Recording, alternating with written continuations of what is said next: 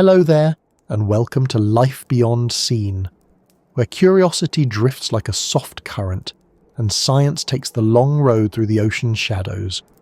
Tonight we're not lifting our eyes to the stars or tracing the lines of a clock.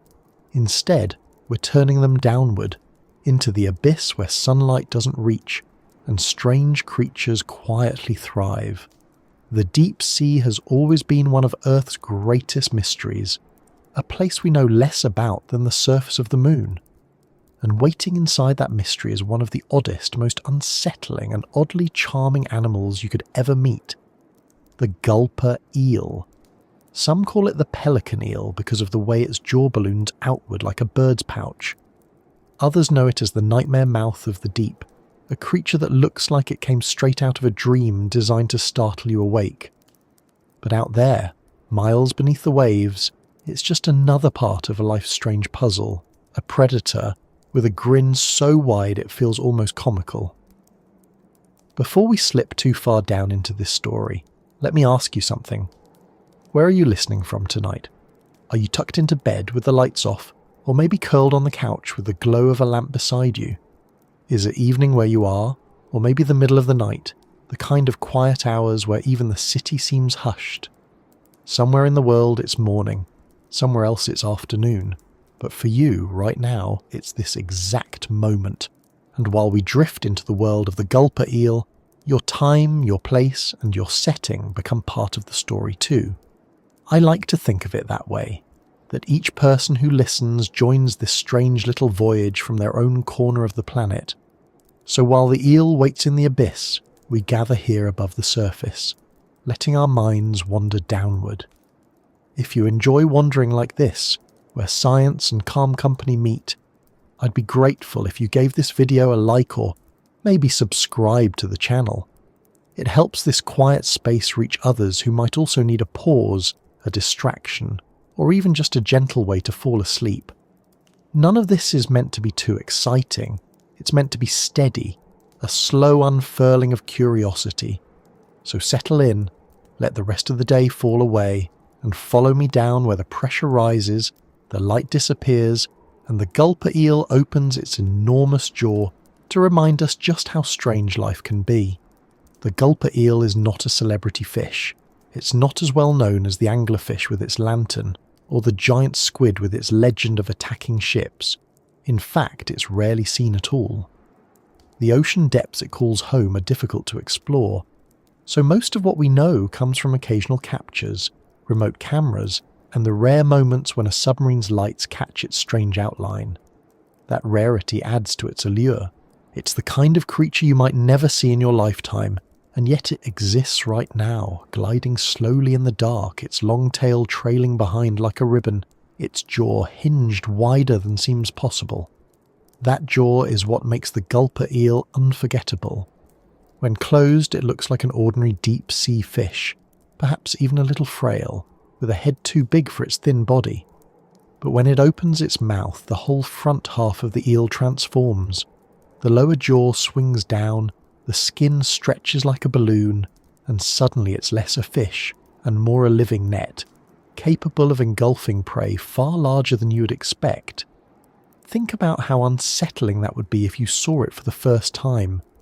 Imagine a shape drifting out of the shadows, faintly illuminated by your submersible's beams.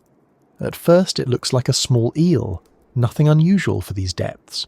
Then, without warning, its mouth stretches into a dark cavern that seems almost too big for its body. It's as if the sea itself decided to sprout a grin. The Gulper Eel doesn't just open its jaw wide, it transforms its entire appearance in an instant. And in a world where energy is scarce and meals are rare, that kind of adaptability is exactly what you need. The deep sea is not a place of abundance, it's a place of scarcity, and the Gulper Eel's mouth is both a weapon and a survival strategy. But before we get into the details of how it eats, I want to linger on the idea of where it lives. The Gulper Eel is found in what's called the midnight zone of the ocean, a stretch of water so deep that sunlight cannot reach it at all. Imagine diving past the surface, through the bright shallows where coral grows, down past the twilight zone where the last thin rays of light struggle to filter through, and deeper still until there is no light left. That is the home of the Gulper Eel. Complete darkness, broken only by the occasional flash of bioluminescence from other creatures. To live there is to exist in a world of shadows and faint glimmers, where your eyes are often less useful than your ability to sense vibrations, movement, and the faintest chemical traces of food drifting through the water. The Gulper Eel has adapted perfectly to that reality. Its body designed for patience, its mouth designed for opportunity. When we describe it as a nightmare, it's not because it's dangerous to us. It lives far too deep for casual swimmers, or even most divers to encounter. It poses no threat to humans. The nightmare is more about appearance, about how it plays with the boundaries of what we expect a fish to look like. Its head is huge, its body thin and whip-like, its tail long enough to look almost endless. It seems mismatched, like a creature sketched by someone who ran out of ink before finishing the back half. But the more you look, the more it makes sense. That mouth isn't oversized by accident. It's oversized by necessity, a biological answer to the question of how to survive in a place where meals are unpredictable and often scarce.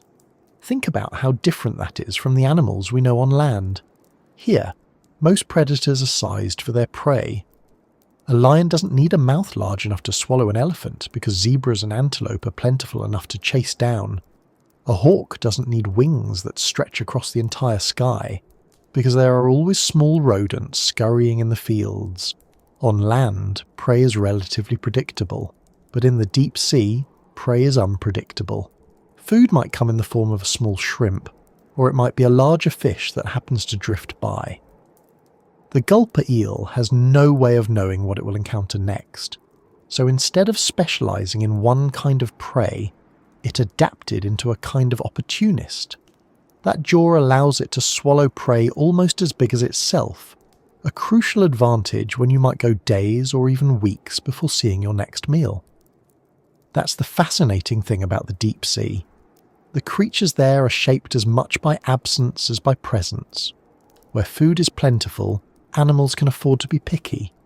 Where food is scarce, animals must be ready for anything. The Gulper Eel's mouth is a direct response to that scarcity, a living tool that looks monstrous to us but is simply practical to it. Imagine carrying around a backpack that could suddenly inflate into a tent when you needed it.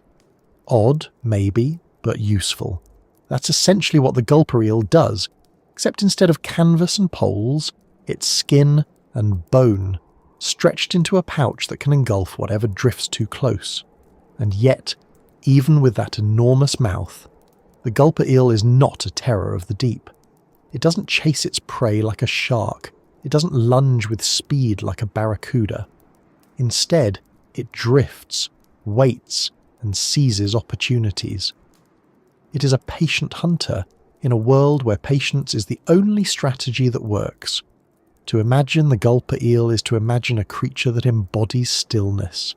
It doesn't need to rush. It doesn't need to fight. It simply waits, mouth ready, body thin enough to float unnoticed in the dark until something edible wanders too close. Then, with a sudden opening of that nightmare smile, the meal is swallowed whole and the eel drifts on again into the abyss. When you think of it like that, the Gulper Eel becomes less of a monster and more of a quiet survivor. Its nightmare mouth isn't about scaring anyone. It's about survival in one of the harshest environments on Earth. And in that sense, it's not so different from us. We too adapt to our surroundings, finding ways to make do with what we have, building tools to stretch our reach, creating habits to endure our challenges.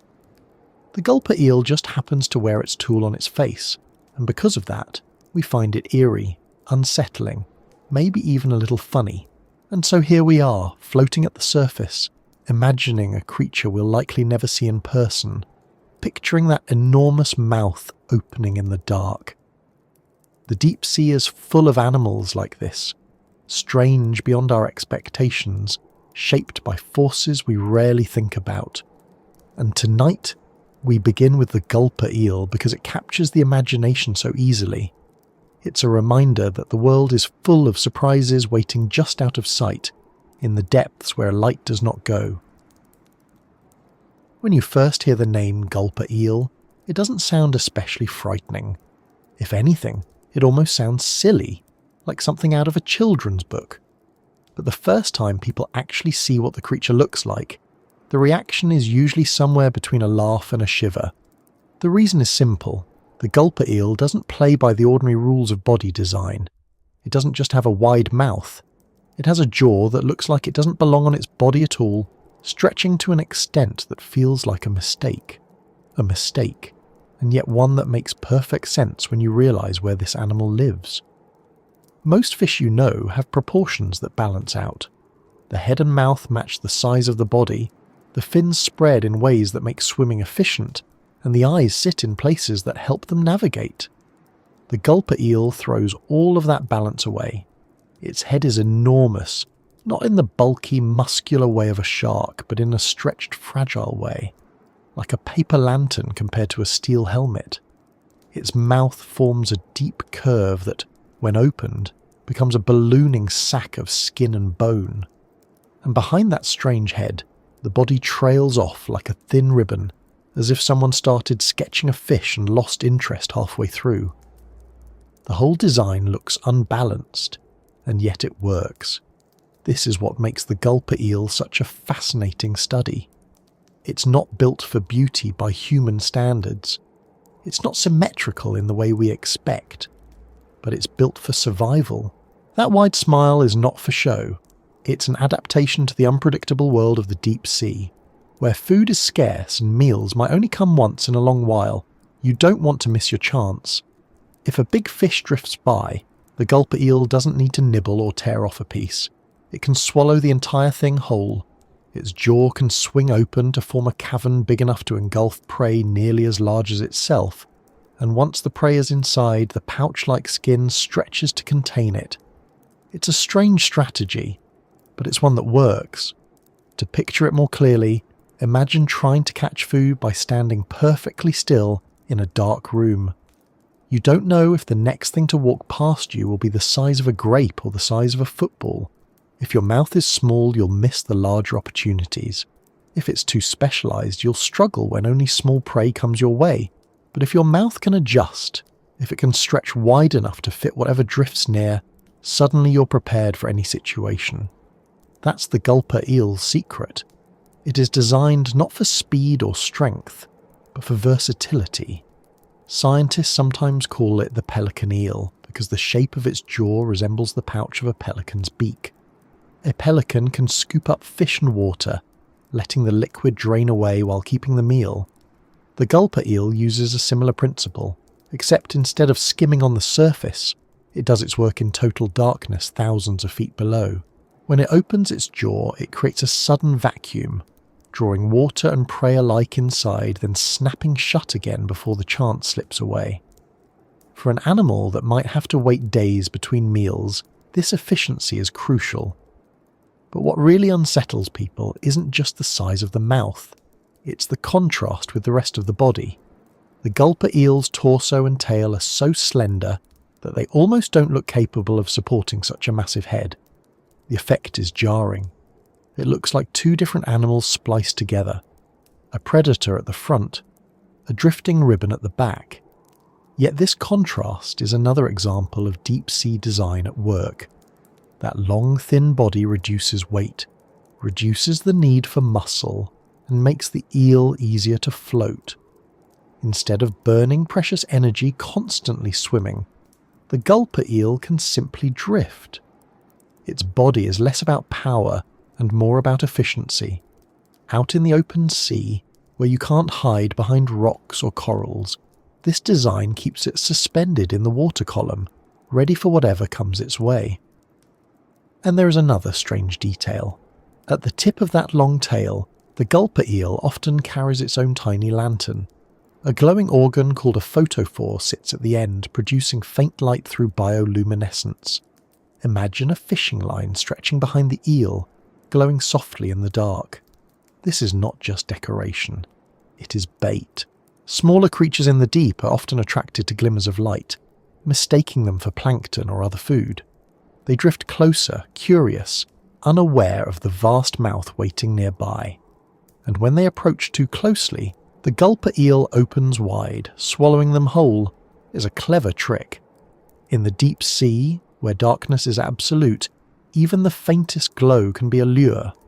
It might sound brutal, but everything in the abyss is designed in some way to survive a world of scarcity.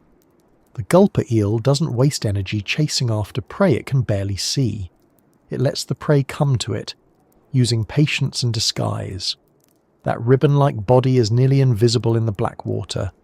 The only thing visible is that faint light at the end of the tail. So the prey sees what it thinks is an opportunity, moves closer, and suddenly discovers it has become the opportunity instead. The gulper eel isn't the only creature to use this kind of trick, of course. Anglerfish famously dangle lights in front of their jaws, attracting prey into their reach. But the gulper eel's light comes from the far end of its body, which means its mouth stays hidden until the last moment. It's like a stage trick. The audience focuses on one spot, the glowing bait, while the real action happens somewhere else. By the time the prey realizes its mistake, it's already inside a pouch that can stretch impossibly wide. When we call the gulper eel a nightmare, it's partly because of how alien this seems to us. We're used to predators with teeth, claws, speed and strength. The gulper eel doesn't use any of those. It uses patience, trickery and an anatomy that looks laughably mismatched until you realize just how effective it is. The wide smile isn't for show. It's a survival mechanism honed over millions of years in one of the harshest environments on Earth. And once you start to see it that way, the gulper eel begins to look less monstrous and more ingenious. Think about the role it plays in its ecosystem. In the midnight zone, every creature has its niche. Some drift upward at night to feed in shallower waters. Some migrate downward during the day to avoid predators. Some glow to attract mates. Others glow to hide in plain sight. The gulper eel's role is that of the opportunist. It waits in the shadows, never sure if the next visitor will be small or large, but always ready to take advantage. It's a living reminder that in the ocean, adaptability often matters more than appearance. The truth is, we don't know everything about gulper eels. They are rarely seen alive in their natural habitat. Most of what we know comes from occasional captures or fleeting images taken by deep-sea cameras. When brought to the surface, they rarely survive for long, because the pressure difference is too extreme. So we piece together their story from fragments. A photograph here, a specimen there, a glimpse of that cavernous mouth opening in the dark. It's a puzzle we're still putting together, and every sighting feels like a gift. That's another reason the gulper eel captures so much imagination. It lives in the unknown, surfacing only rarely into human awareness. Most people will never see one, not in an aquarium, not on a dive, not even in a documentary unless the cameras are very lucky. And yet they're out there, drifting quietly in numbers we can't even estimate, turning their strange smiles toward prey that doesn't know it's in danger. For us it's a curiosity. For the gulper eel it's just life as usual. And here's something to think about. If the gulper eel can look so alien to us, and yet be so well adapted to its environment, what does that say about the other creatures that might still be waiting to be discovered? The deep sea is vast. We've only explored a fraction of it. For every gulper eel we glimpse, there may be dozens of species we've never named, never studied, never even imagined.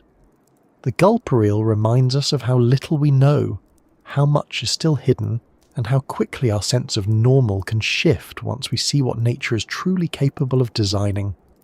The smile is wide, the body is long, the light glows faintly at the tip of the tail. It may look like a monster, but it's just another player in the endless theatre of the ocean. And as unsettling as its appearance can be, there's something oddly comforting in knowing it exists. Because if a creature like that can survive in the harshness of the abyss, maybe it's proof of just how endlessly inventive life can be. Long before cameras reached into the deep sea and submarines carried us to places sunlight cannot touch, the gulper eel was already part of human imagination, though not always by name. Sailors have always been the first to encounter the strange, and the ocean has never failed to offer them mysteries. For centuries they hauled nets out of the black water, and sometimes found creatures that defied expectation.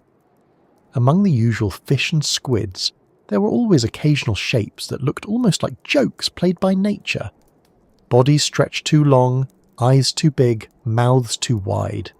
Imagine being a sailor in the 17th or 18th century, exhausted from weeks at sea, and seeing a fish with a grin so exaggerated it seemed like a mask. You might laugh nervously, or you might whisper that the sea was full of monsters. Both reactions would make sense. The Gulper Eel, when it appeared in those early hauls, must have looked unreal. Out of water, its fragile body doesn't hold shape the way it does in the depths. The jaw sags, the thin tail twists, the balloon-like mouth collapses into folds. To untrained eyes, it might not even have looked alive, just a lump of odd flesh. Some of the earlier sailors may not have realised what they were looking at.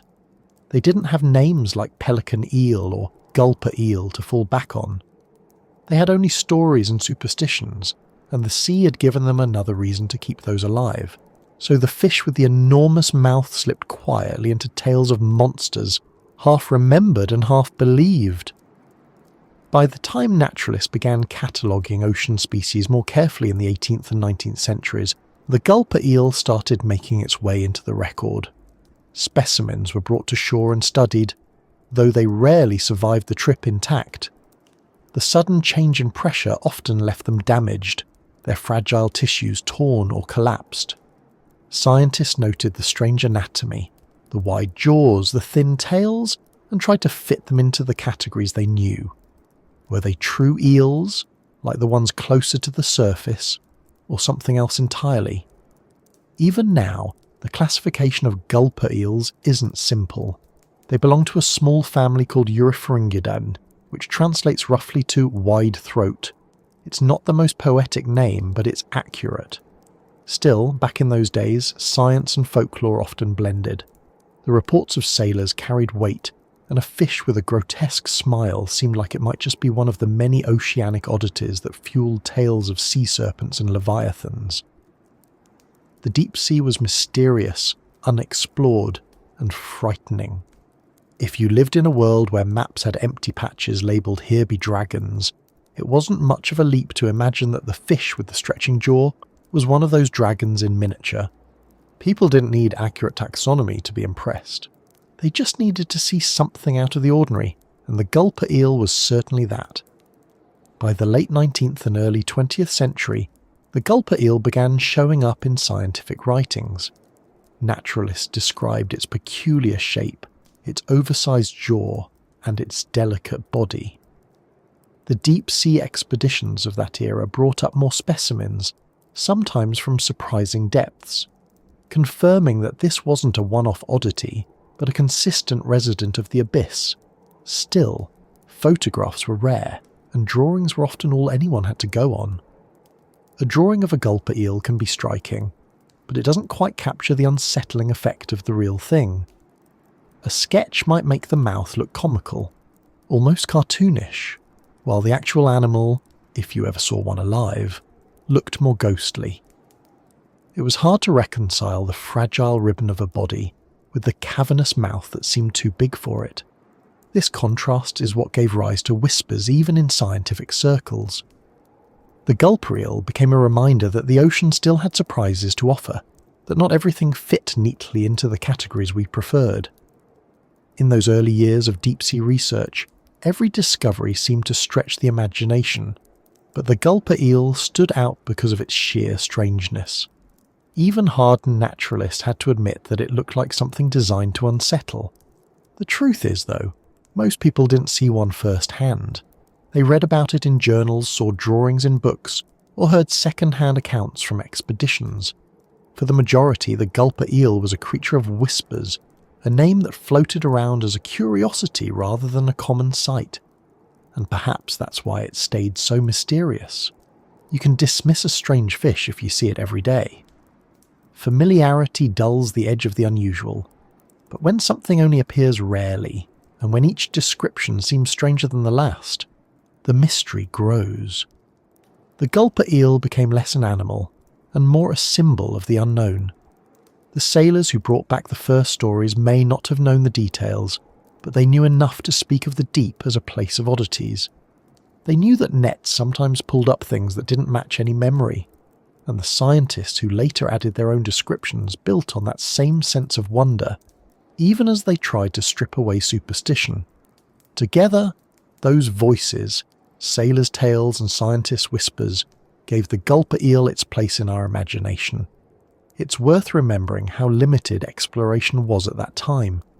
Without submarines or remotely operated vehicles, humans relied on nets and dredges lowered into the depths. It was like fishing blindly in an endless darkness, pulling up whatever happened to wander into the path. Sometimes that was shrimp, sometimes fish, sometimes a twisted ribbon of eel with a jaw too wide for its body.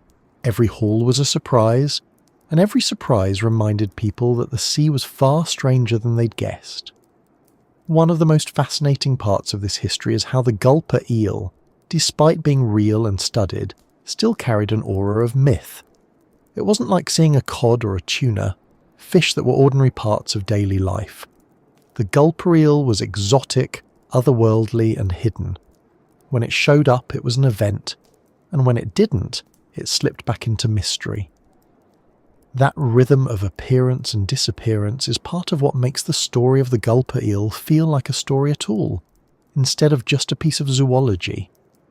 Even today, most of us know the Gulper Eel not from seeing it directly, but from second-hand encounters, a clip in a documentary, a photograph taken by a deep-sea camera, or a drawing in a book. The tradition of whispers continues. We're still talking about an animal that most people will never meet in person, and that distance adds to its allure. It's not like a clownfish or a dolphin, animals that you can see in aquariums and grow familiar with. It's more like a ghost story told around a fire, a reminder of the things that lurk just out of sight. That said, the more scientists learn, the more grounded the Gulper Eel becomes in fact. We know its family name, we know its anatomy, we know roughly where it lives and how it hunts. But there is still so much left unanswered. We don't know how long they live, how often they reproduce, or how far they migrate.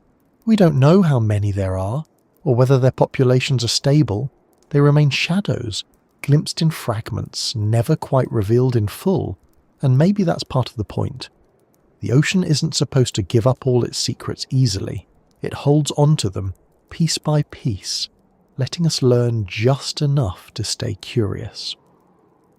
The Gulper Eel, with its wide smile and ribbon body, is one of those secrets. First, a curiosity in the nets of sailors, then a strange drawing in the notebooks of scientists, and now a creature we can see in rare footage drifting through the abyss. Each stage adds another layer to the story, another voice to the whispers, and through it all, the same sense lingers. The deep sea is a place we don't fully know, and the Gulper Eel is one of the reasons why.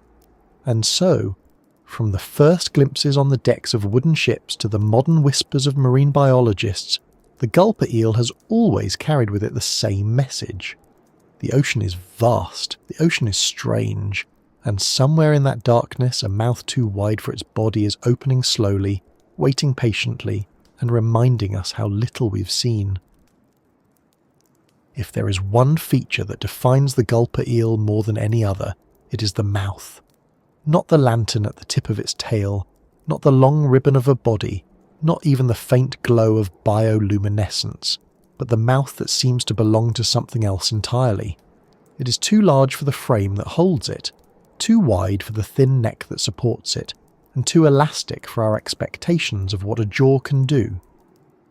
When people first see photographs or footage, they often laugh before they gasp, because it looks more like a caricature than a fish. The joke, of course, is on us. The Gulper Eel's mouth is no mistake. It is one of the most extraordinary tools in the natural world, built not for aesthetics but for survival. Most animals on Earth have limits to how far their jaws can open. A dog can open wide enough to bark and bite, but only within a certain range. A snake can stretch further thanks to loosely connected bones, unhinging its jaw to swallow prey larger than its head. Even so, there is still a recognizable pattern of proportion. The mouth fits the head fits the body, and everything feels balanced. The Gulper eel abandons that balance. Its mouth is like a net that can balloon outward into a cavity several times the size of its head. Instead of relying on sharp teeth to bite and tear, it relies on the sheer volume of that pouch to engulf prey. Imagine a fishing net attached to a face, opening suddenly into a black void, and you begin to understand why scientists often describe it as grotesque and brilliant at the same time. The mechanics behind this are fascinating. The Gulper eel's jaw is supported by long, slender bones that can swing down and outward like a gate. The skin between them is loose and flexible, capable of stretching into a balloon-like sac. When the eel opens its mouth, it is not just the jawbones moving. The entire front half of its body seems to transform, expanding into a cavern that looks impossibly large compared to the narrow ribbon behind it. If you have ever opened a small umbrella and watched it suddenly occupy far more space than the handle suggested, you have a rough idea of how dramatic the transformation feels. In practical terms, this design allows the Gulper eel to swallow prey of almost any size it encounters.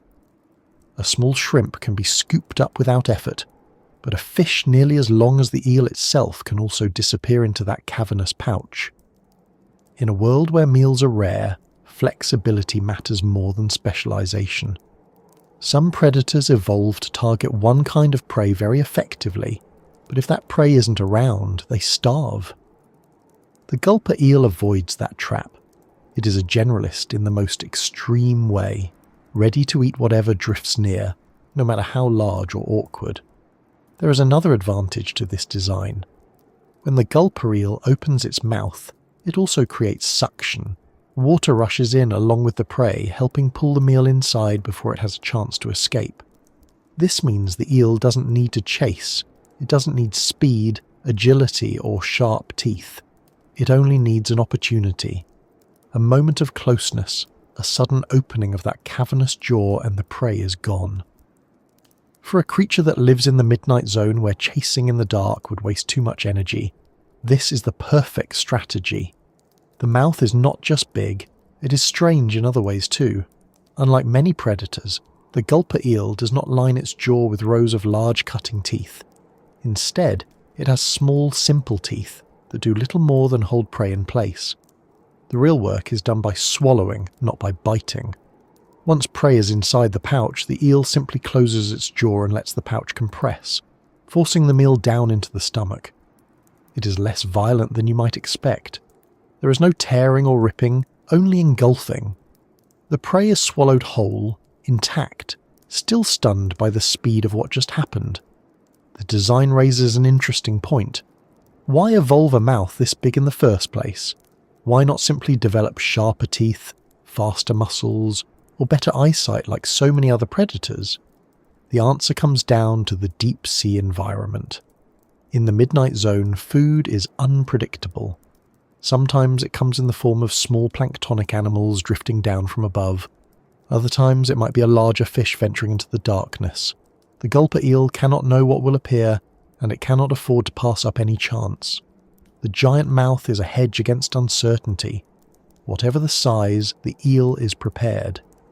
There's a lesson hidden in that. We tend to think of monsters as exaggerated features meant to frighten us. In stories, giant jaws belong to predators that hunt humans or terrify villages. But in reality, the Gulper eel's mouth is not about fear. It is about practicality.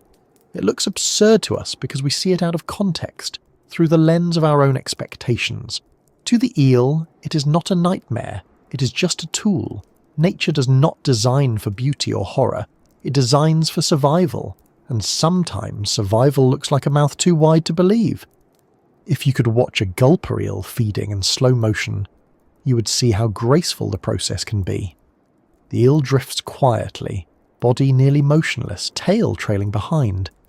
Its head remains still, lantern at the tip of its tail glowing faintly to draw attention. A small fish notices the light and swims closer, curious. The eel waits.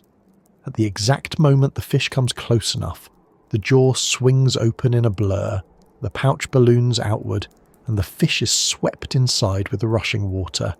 In less than a second, the mouth snaps shut again.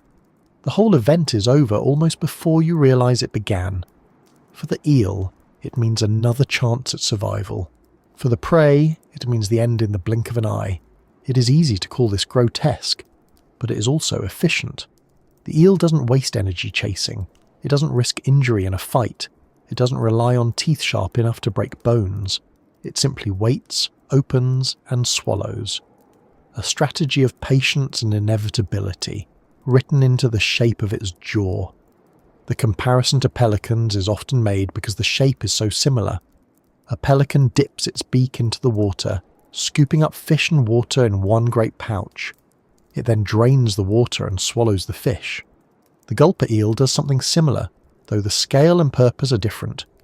A pelican hunts in daylight, in groups, in shallow seas where fish are plentiful. The eel does its work alone, in the dark, in depths where every meal matters. One is a bird of abundance, the other is a fish of scarcity. And yet both arrived at similar designs because the physics of engulfing prey makes sense in any environment where opportunity must be seized quickly. When scientists first studied the gulper eel's anatomy in detail, they were surprised by just how much of the creature is dedicated to supporting that mouth. The muscles, bones, and connective tissues of the head take up a disproportionate amount of the body compared to the rest of the eel. The tail is long and thin, but the head is a marvel of stretch and strength. It tells you where evolution put its priorities. Sight is less important in the dark. Speed is less important where chasing is pointless. But a jaw that can turn opportunity into a meal, that is everything. Another curiosity is how the mouth looks when not in use. Closed, the gulper eel's head looks oversized but not monstrous. The jaw folds neatly, the pouch tucks away, and the eel almost looks unremarkable. It is only when the mouth opens that the transformation occurs. That duality is part of why the eel fascinates people. It looks ordinary one moment and like a nightmare the next. It reminds us that appearances can change instantly, and that what seems harmless can reveal something startling when circumstances demand it. Footage of gulper eels opening their mouths is still rare, but when it appears in documentaries it tends to leave a lasting impression. The sudden expansion, the ballooning pouch, the black cavern that seems far too big for the body.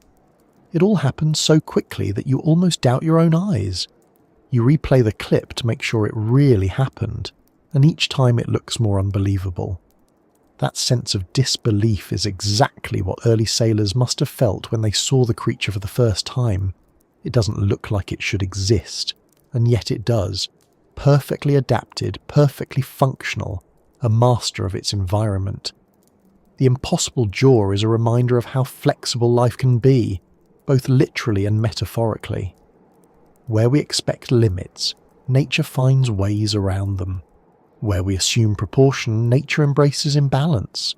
And where we see absurdity, nature finds elegance. The gulper eel's mouth is not just a tool for eating. It is a statement about survival in a place that tests every boundary. As we keep drifting deeper into the gulper eel's story, the mouth becomes less of a nightmare and more of a lesson. It is not there to scare us, though it often does. It is there because in the midnight zone survival belongs to those who can stretch the rules, sometimes quite literally. And while the gulper eel waits in the dark, jaw ready to balloon into a cavern at any moment, we wait here at the surface, imagining the impossible stretch that has kept this strange, smiling shadow alive for millions of years. If the mouth of the gulper eel is the part that grabs everyone's attention, the body that trails behind it is what deepens the strangeness. The first time you see a gulper eel in full, your eyes go to the jaw, of course, but once you look past it, you notice that the rest of the animal seems stretched thin, almost unfinished, as if the painter who designed it poured all the effort into the face and then ran out of ink when they reached the tail. The body does not balance the head. It does not look sturdy or muscular or even all that functional by the standards we're used to. Instead, it tapers into a long, fragile ribbon that can extend several times the length of the head. This odd design is part of what makes the gulper eel so different from most fish we know, and at the same time, it explains why it has survived where others would fail. Compared to its jaw, which is wide and elastic, the rest of the gulper eel looks almost weightless. There are no thick fins, no heavy muscles, no bulky torso. The body is streamlined in a way that seems less about speed and more about conserving every ounce of energy. In the deep sea, where resources are scarce and movement can be costly, this kind of design is not a weakness. It is a necessity. Every part of the gulper eel's body exists under the constant pressure of water, thousands of meters deep. The weight is immense, crushing to anything unprepared, and yet the gulper eel floats there with ease. Its long, slender frame helps it spread that pressure evenly, reducing strain and allowing it to drift without resistance. Imagine stretching a piece of fabric out until it is thin and light, able to wave gently in the air. That is how the gulper eel's body moves in the water. It doesn't fight against the currents the way bulkier fish might. It goes with them, letting the flow carry it, keeping its energy for the moments when it needs to act. If the gulper eel's mouth is its trap, then its body is its disguise, a subtle shape that can disappear into the darkness. To the casual glance of another creature drifting through the midnight zone, the gulper eel's thin frame might not look like an animal at all. It might look like a strand of seaweed, or nothing more than a wisp in the current. In the deep sea, where light is nearly absent, being unremarkable is a powerful defense. The tail is another curiosity. It extends far behind the body, so long and narrow that it looks almost fragile. At the very tip there is the glowing photophore, the lure that draws prey closer. The entire length of that body, tapering down into the tail, exists in service of the mouth and the light. It might look awkward, but it is perfectly suited to the gulper eel's way of life. That lantern on the tail becomes the stage light, and the body is the curtain behind it, invisible until the jaws open and the scene is revealed. This is not to say the body does nothing but float. It has muscles, though not the powerful kind that propel predators like sharks. These are muscles designed for slow undulation, for steady motion rather than bursts of speed. The gulper eel does not chase. It does not sprint after prey. It waits, and when it does move, it moves in long, deliberate waves, conserving energy, using just enough effort to maintain its position or adjust its angle. The body is the supporting structure for a lifestyle of patience. It may look thin and weak, but it is exactly as strong as it needs to be. One of the challenges of studying gulper eels is that their bodies are so delicate that they rarely survive the journey to the surface intact. Many specimens collapse under the change in pressure, their thin frames damage beyond recognition. For years, this made it difficult to understand what they truly looked like alive. Drawings based on damaged specimens often exaggerated their strangeness, making them look like monsters rather than the subtle, drifting creatures they really are. Only with modern cameras have we been able to see how they move naturally, and the truth is more graceful than grotesque. The long body waves gently, the tail glows faintly, and the mouth remains closed until the exact moment it is needed. The design makes sense in motion, in a way that static images never could. Another interesting detail is how the body supports digestion. When the gulper eel swallows prey nearly as large as itself, the thin frame behind the mouth has to expand to accommodate the meal. Its stomach stretches just as the jaw does, ballooning outward to fit whatever has been engulfed. For a time after feeding, the eel looks swollen, its body distended by the size of the prey. This temporary transformation is another reminder of how flexible the creature really is. It is not built for one shape, but for many, shifting between them as circumstances demand. When empty, the body looks thin and ghostly. When full, it looks rounded and heavy, a floating sack of nourishment slowly being digested in the dark. The tail plays a role beyond simply holding the lure. It also acts as a stabilizer, keeping the eel balanced in the water as it waits. In the absence of light, orientation can be difficult. Up and down lose meaning, and animals must rely on subtle cues to maintain their place. The gulper eel's long tail acts like a counterweight, allowing it to hover without effort, jaw tilted upward and ready to strike. It is another example of how what looks strange to us has a practical function in the world where the eel lives. When you compare the gulper eel's body to more familiar eels closer to the surface, the differences stand out. True eels, like morays, are muscular, powerful and agile, built to twist through reefs and chase prey in bursts of speed. The gulper eel is the opposite. It is thin, delicate and slow, built not for coral mazes but for open water, where patience and disguise are better strategies. The two may share a name, but their bodies tell very different stories. One is a hunter of abundance, the other a survivor of scarcity. What fascinates many researchers is how specialized the gulper eel's entire body plan is. It is not halfway between two strategies. It is fully committed to one. Everything about its frame, from the fragile torso to the glowing tail, points to a lifestyle of waiting in the void. If you think of evolution as a process of trial and error, the gulper eel is one of those successes that seems unlikely at first, but makes sense once you understand the rules of the game. The rules of the deep sea are scarcity, pressure and darkness. The gulper eel's body answers all three with elegance, even if that elegance looks awkward to us. It is also worth noting that the gulper eel's long, thin shape makes it more buoyant than many other deep-sea fish. It does not need to fight to stay afloat. Instead, it balances itself in the water column with minimal effort. Buoyancy in the deep ocean is tricky. Too much weight and you sink. Too little, and you rise into zones where you don't belong. The gulper eel's slim body and lightweight construction give it a kind of natural balance, keeping it exactly where it needs to be. This is another subtle advantage that might not look impressive at first glance, but becomes clear when you think about the challenges of its environment. The skin of the body is another point of interest. Unlike the colourful scales of shallow water fish, the gulper eel's skin is dark and plain, often described as black or deep brown. This is camouflage for the abyss.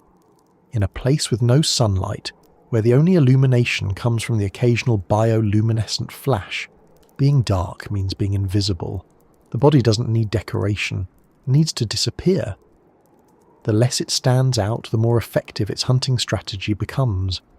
Prey sees only the faint glow of the tail, never the outline of the body behind it, until it is too late.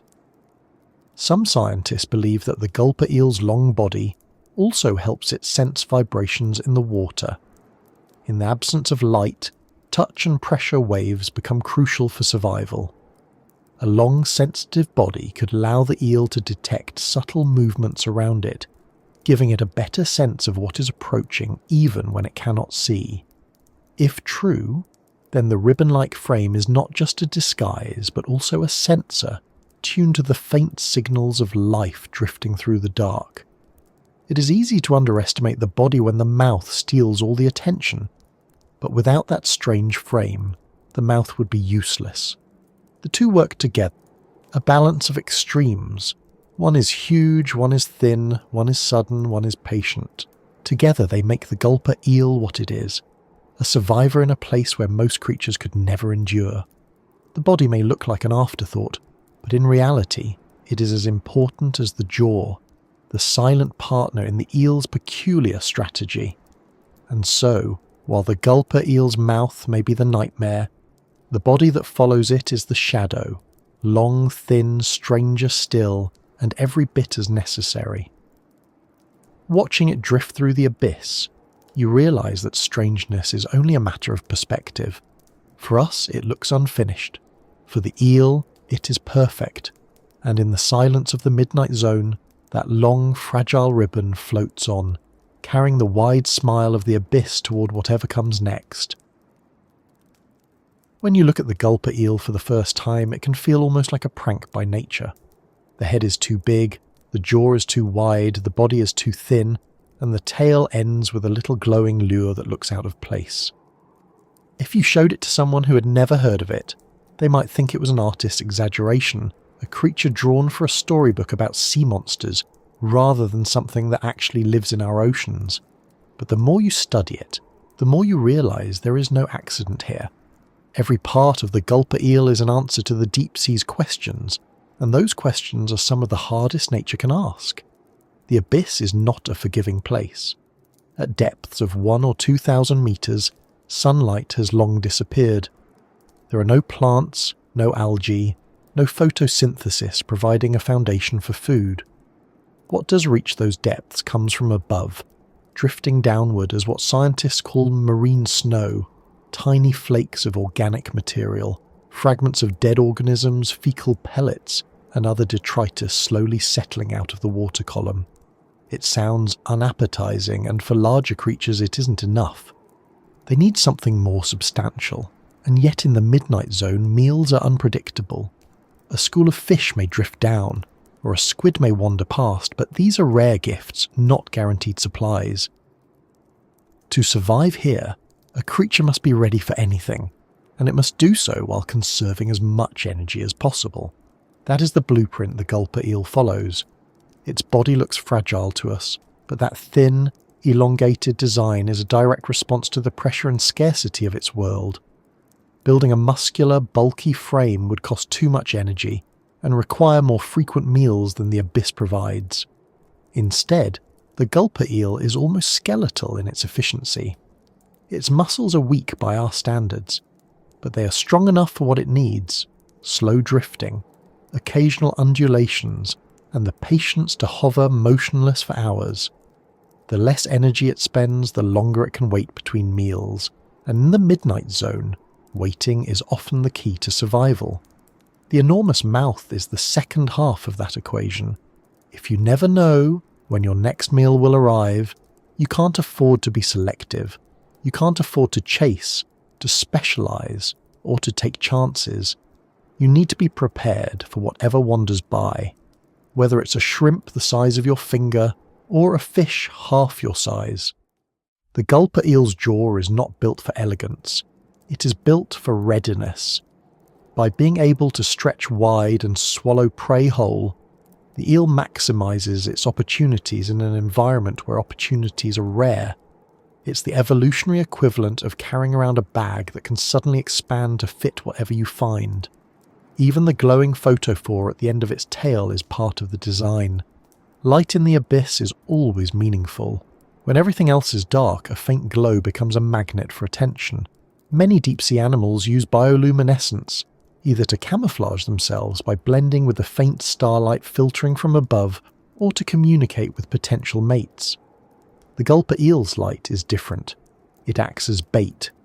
Positioned far from the mouth, it allows the eel to stay hidden while prey approaches, drawn to the small glow. It is a patient trick, one that relies on the curiosity of smaller creatures. And when they finally drift close enough, the jaw opens and the illusion is over. Pressure is another challenge. At the depths where gulper eels live, the weight of the water above is immense. A human without protection would be crushed in an instant. The gulper eel, like other deep-sea creatures, doesn't resist that pressure with heavy bones or thick armour. Instead, it embraces it. Its tissues are soft, its body flexible, its frame delicate enough to yield rather than break. This is a recurring theme in deep-sea design. Survival comes not from resisting the environment, but from adapting to it so completely that it no longer feels hostile. The gulper eel is not crushed because there is no part of it that expects otherwise. It is built for that world and would be just as lost on the surface as we are in the abyss. The absence of large eyes is another adaptation. In shallow waters, vision is crucial. Bright colours, shifting patterns, and quick movements dominate the survival game. But in the midnight zone, vision offers little advantage. Light is scarce, and eyes are expensive to build and maintain. The gulper eel's eyes are small and simple, just enough to detect faint glimmers, but not large enough to waste energy on detail. Instead of sight, it relies on other senses, picking up vibrations in the water and faint chemical cues that tell it something living is near. Once again, efficiency outweighs extravagance. In the deep sea, it pays to do more with less. From one angle, the gulper eel looks like an accident, a lopsided body plan with mismatched proportions, but from another, it looks like a masterpiece of design under constraint. Every feature speaks to a balance of scarcity, pressure and darkness. It cannot afford waste, so nothing is wasted. Its long, thin body saves energy. Its oversized mouth maximizes meals. Its glowing tail lures prey without effort. Its small eyes save resources. Its soft tissues bend instead of breaking. Seen this way, the gulper eel is not strange at all. It is inevitable. Given the conditions of the abyss, something like it almost had to evolve. One of the fascinating things about deep-sea creatures is how they force us to rethink our ideas of beauty and function. On land, we're surrounded by animals that make sense to us visually. Birds are symmetrical, mammals are proportionate. Even predators like lions and wolves have a balance that feels pleasing to the eye. We are used to a world where form follows a kind of elegance, but in the deep sea, form follows only necessity. There is no audience to impress. There are no bright coral reefs to blend into, no humans to marvel at your colours. There is only darkness and hunger. In that world, beauty is not a concern. Survival is. And so, the gulper eel exists, not because it looks right to us, but because it works right for its environment. The lesson here is subtle but important. Life does not evolve toward a universal ideal. It evolves toward local solutions.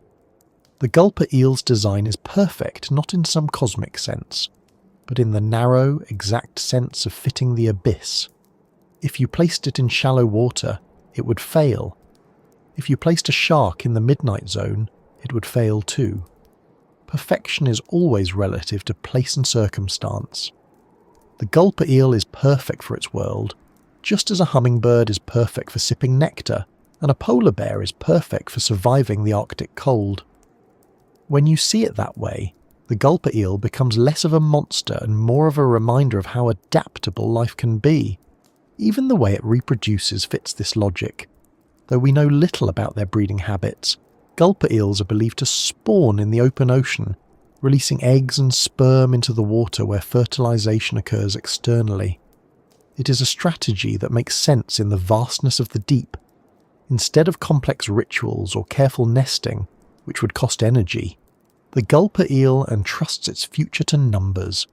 Release enough eggs and a few will survive. It's another example of doing more with less, relying on efficiency rather than extravagance. When people call the gulper eel a nightmare, they're responding to how it looks from our perspective, not from the perspective of the deep. To the abyss, the gulper eel is not a nightmare. It is a solution. It is an animal honed by millions of years of necessity, shaped into something that seems alien only because we do not share its challenges. Its mouth is wide because food is scarce. Its body is thin because energy must be saved. Its tail glows because light is bait. Its eyes are small because sight is pointless. Every feature answers a question we did not ask but the deep did, and perhaps that is the real lesson in its design. The gulper eel exists because the deep sea demands it. Without that environment, it would make no sense. With that environment, it makes perfect sense. Its existence is proof that life will find a way not just to survive but to thrive under conditions that seem impossible. It is a reminder that evolution is not about creating ideal forms, but about shaping survivors, no matter how strange they appear. So when you picture the gulper eel drifting in the abyss, mouth ready, tail glowing, body long and thin, remember that you are looking at a creature that is not accidental but inevitable. It is not the mistake of the ocean. It is the answer, and that answer is still out there now, waiting patiently in the darkness, a smile too wide for comfort and a design too perfect for anything but survival.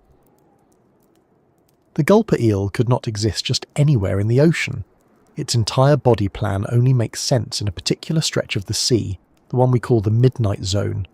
If you imagine diving from the surface, you would first pass through the sunlit waters where coral reefs grow, where most of the fish we know swim freely, and where photosynthesis fuels life. That's the zone we're familiar with, the ocean as most of us picture it. Below that, you reach the twilight zone, where light begins to fade, colours dull, and the water takes on a dim blue haze. It's mysterious but still recognisable. Keep going though, past 600 or 700 metres, and the light vanishes altogether.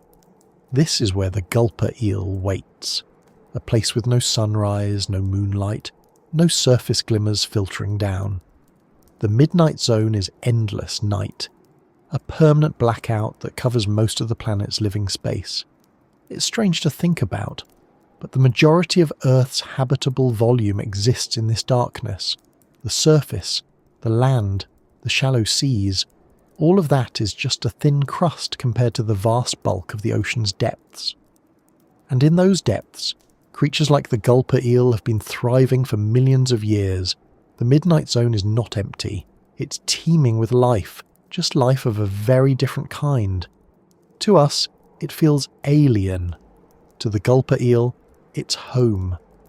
The first thing that defines this zone is the absence of light. Sunlight cannot reach past a certain depth, and by the time you enter the midnight zone, it's gone completely. That changes everything.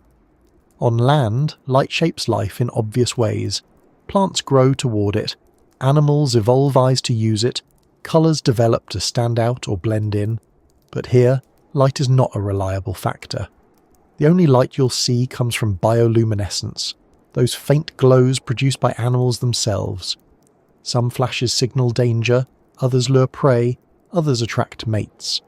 But all of them are rare and fleeting. For the gulper eel, those flashes are part of the language of survival. Its own tail glows for the same reason, one small voice in the ocean's quiet conversation of light. Without sunlight, vision loses much of its usefulness. The gulper eel does not need large, complex eyes. Its small eyes detect movement and the occasional glow, but for the most part it relies on other senses. Vibrations in the water, chemical traces, the subtle hints that something is near. All of these matter more than sight. This is one of the reasons its hunting strategy is so effective. It doesn't rely on chasing down prey it can barely see. It relies on stillness, on patience, on letting the prey make the first move. In the dark, silence and patience become powerful weapons. Pressure is another defining feature of the midnight zone. At these depths, the weight of the water above is crushing, hundreds of times greater than what we feel at the surface. A submarine must be engineered carefully to withstand it. A human body would collapse instantly without protection, and yet the gulper eel floats there without difficulty. Its tissues are soft, its bones minimal, its body designed to yield rather than resist. It doesn't fight the pressure, it accepts it. This is a pattern across many deep-sea creatures. Where we build machines to resist the environment, they build bodies to merge with it. It is a different kind of strength, one that comes from flexibility rather than force. Temperature in the midnight zone is another challenge. It is near freezing, just a few degrees above 0 Celsius. For warm-blooded animals like us, that would be a constant drain on energy. For the gulper eel, which is cold-blooded, it is simply the background of life. Its body operates at the same temperature as the water around it, slowing metabolism, stretching out the time it can go between meals. Once again, what would feel hostile to us is simply ordinary to the eel. It does not suffer in the cold. It has never known anything else. Food scarcity is perhaps the most important feature of this world. Unlike the shallows, where sunlight fuels a constant cycle of growth and feeding, the midnight zone has no plants, no photosynthesis, no steady supply of nourishment. Everything here depends on what drifts down from above or on the rare encounters between predator and prey. That is why the gulper eel's mouth is so enormous. It cannot afford to miss opportunities. If a small crustacean drifts by, that is food. If a larger fish wanders into range, that too must become food. There is no room for selectivity. Life here is about taking what you can, when you can, and making it last. What makes the midnight zone so fascinating is not just the conditions, but the diversity of responses to them. The gulper eel is one answer, but it shares the dark with many others. Some fish develop enormous eyes to catch the faintest glimmers of bioluminescence. Others develop teeth so long they can barely close their mouths, ensuring that any prey caught will never escape. Some grow lights of their own, dangling lures or glowing patterns across their bodies. Each of these strategies looks bizarre to us, but each is simply another adaptation to the same set of problems. In that sense, the midnight zone is like a living laboratory, showing us all the different ways life can solve the same puzzle. When you try to imagine what it would feel like to be there, think of standing in a cave with no lights, no sound, and no sense of walls or ceiling. Then imagine that cave is filled with water, pressing against you from every direction, and in the distance you see only the occasional flicker of blue or green light. That is the world the gulper eel inhabits every moment of its life. It sounds lonely to us, but for the eel, it is simply existence. We measure loneliness by human contact, by the presence or absence of others like us. The gulper eel does not think in those terms. It drifts in the black, waiting, feeding, surviving. To it, the midnight zone is not a void. It is home. The remarkable thing is that this world is not empty or rare. It makes up the vast majority of the ocean, and the ocean makes up the majority of Earth's living space. That means most of the biosphere, most of the places where life exists on this planet are not sunlit forests or coral reefs, but cold, dark water under crushing pressure. The gulper eel is not an exception. It is part of the majority.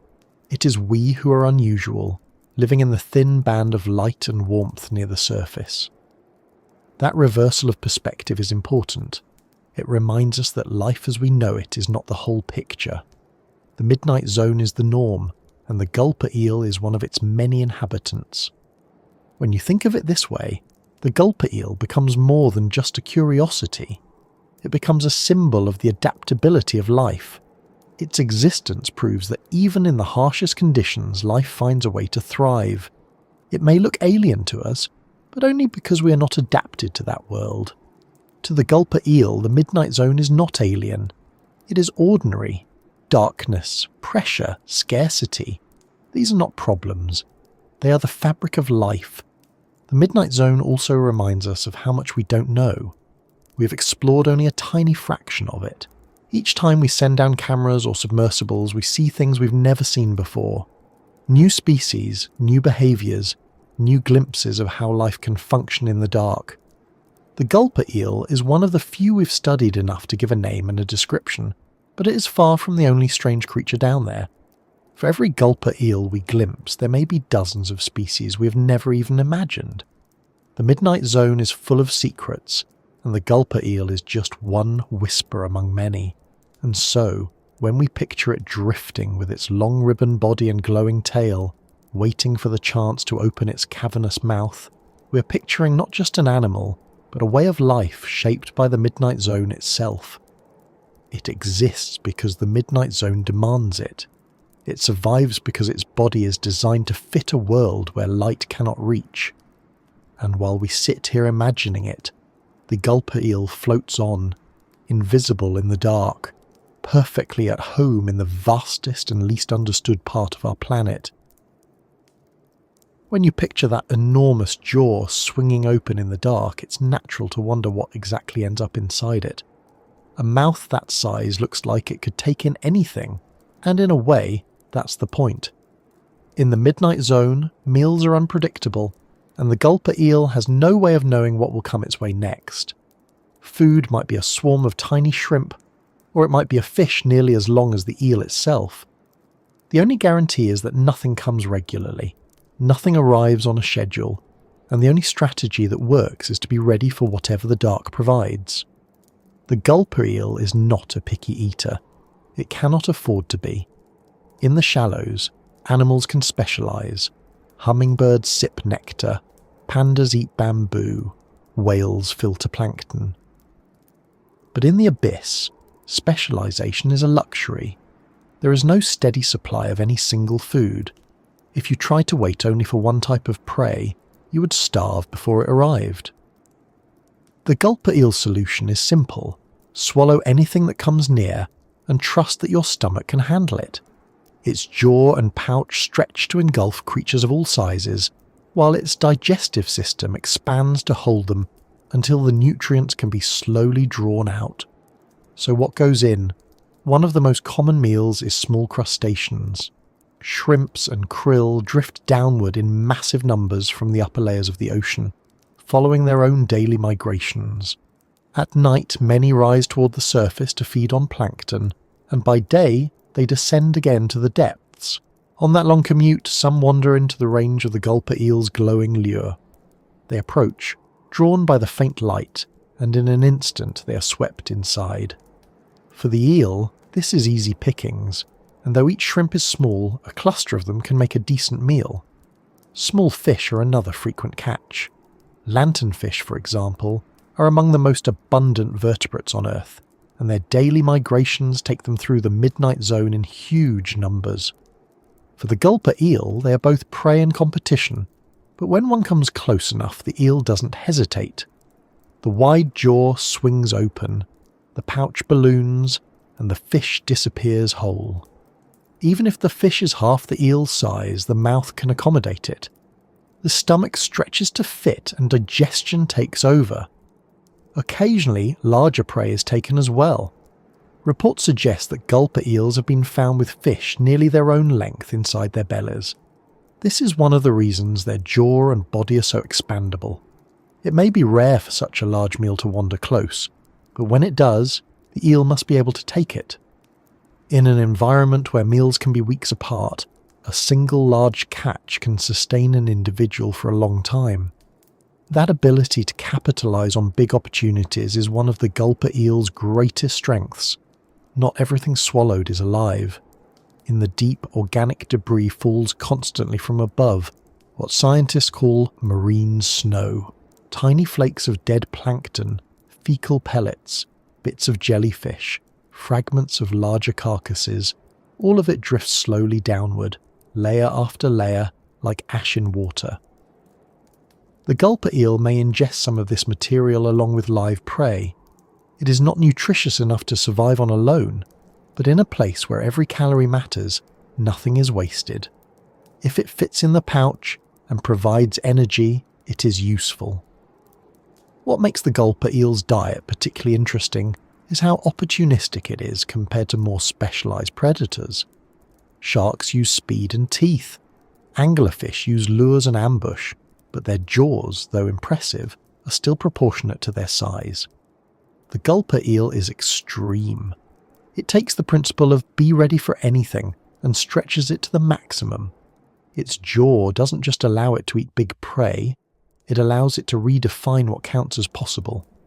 In theory, a gulper eel could swallow a meal larger than itself, though whether it could digest such a catch fully is another question. This strategy has advantages, but also risks. Eating prey too large can be dangerous if the eel cannot digest it quickly enough. A swollen stomach makes the eel more visible to other predators, and though it is rare for predators to hunt in the midnight zone, it does happen. Sperm whales dive deep in search of squid and fish, and large deep sea sharks may also roam through. A gulper eel carrying a huge meal becomes slower, less able to manoeuvre, and more vulnerable. But these risks are outweighed by the benefits. In the deep sea, a big meal is worth the gamble. Better to risk being full and slow than to risk starving while waiting for the next opportunity. The way the gulper eel processes its food is also fascinating. Its jaw has only small teeth, not sharp enough to tear flesh, not long enough to hold prey in place. Instead, it relies on swallowing.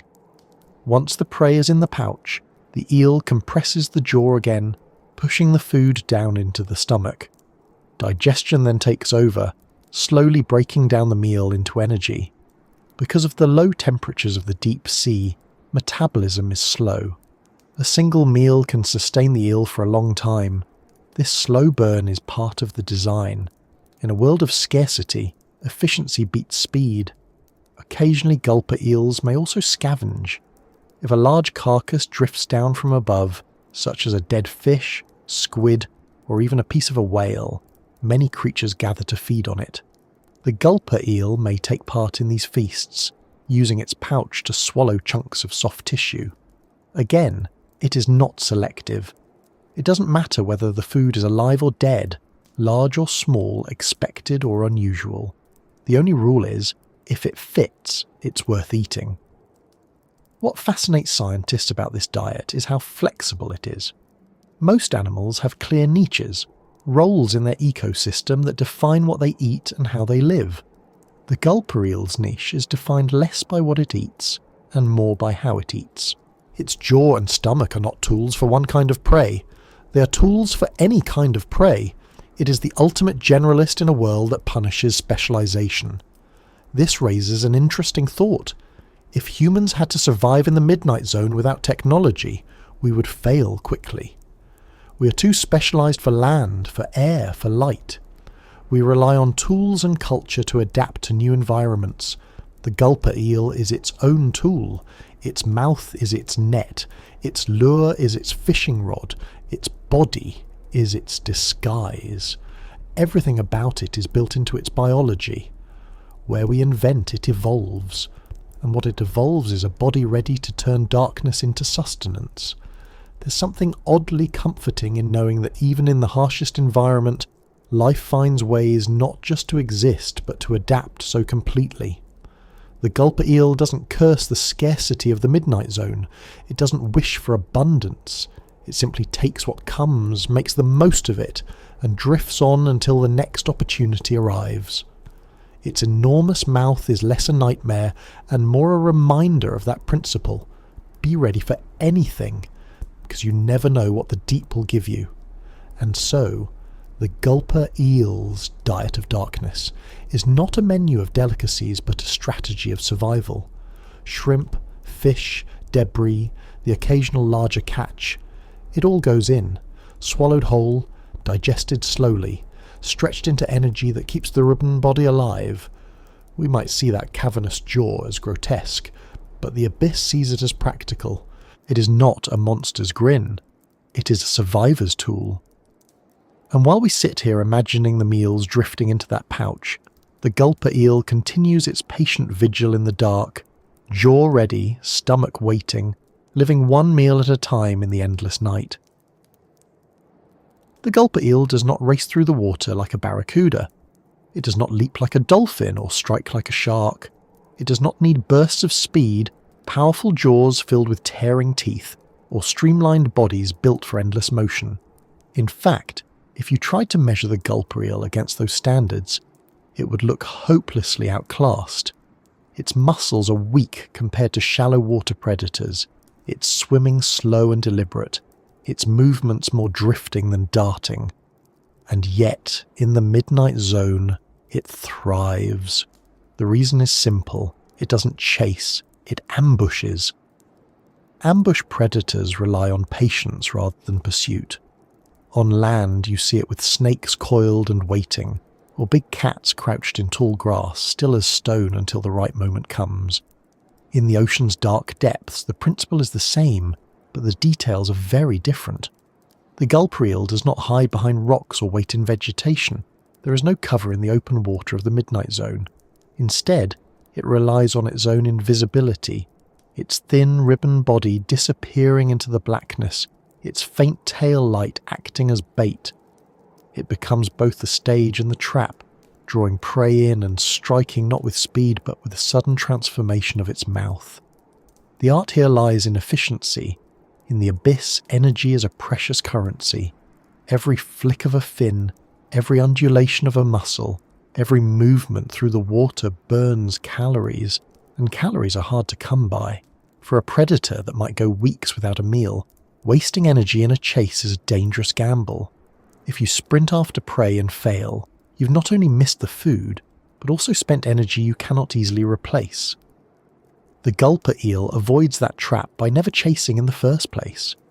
Instead, it turns stillness into its greatest weapon. Picture it drifting in the dark, its tail glowing faintly, the rest of its body nearly invisible.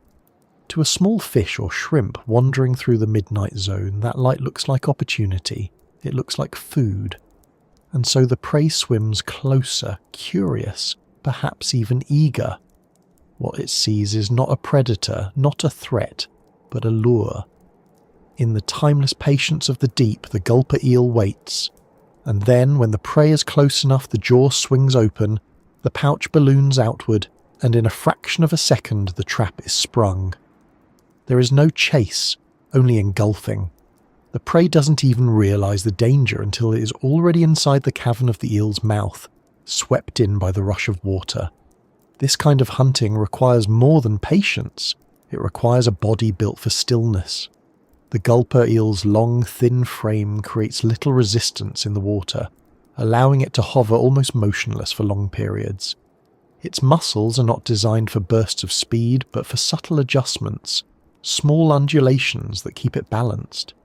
Its dark skin blends into the background, leaving only the lure visible. In this way, the gulper eel is less like a hunter and more like a living trap, a floating snare disguised as empty water. It's worth thinking about how strange this strategy feels to us. Humans are used to movement as power. We think of success in terms of speed, strength, pursuit. On land, many predators live and die by the chase, from wolves chasing deer to cheetahs sprinting across the savannah. The gulper eel does none of that. It wins by waiting, by doing less, by conserving rather than spending.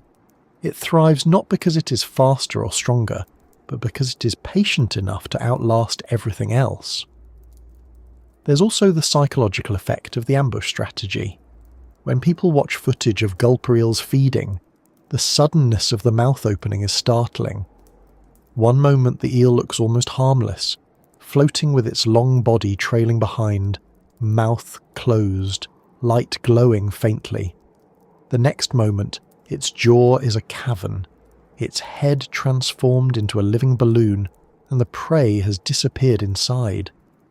It feels unnatural to us, because we expect danger to reveal itself, to show its speed, its teeth, its claws. The gulper eel shows nothing until it's too late. That's part of what makes it unsettling to watch, but it's also what makes it brilliant as a predator. Ambush hunting works best in environments where prey is unpredictable and scarce, and the midnight zone is the perfect example.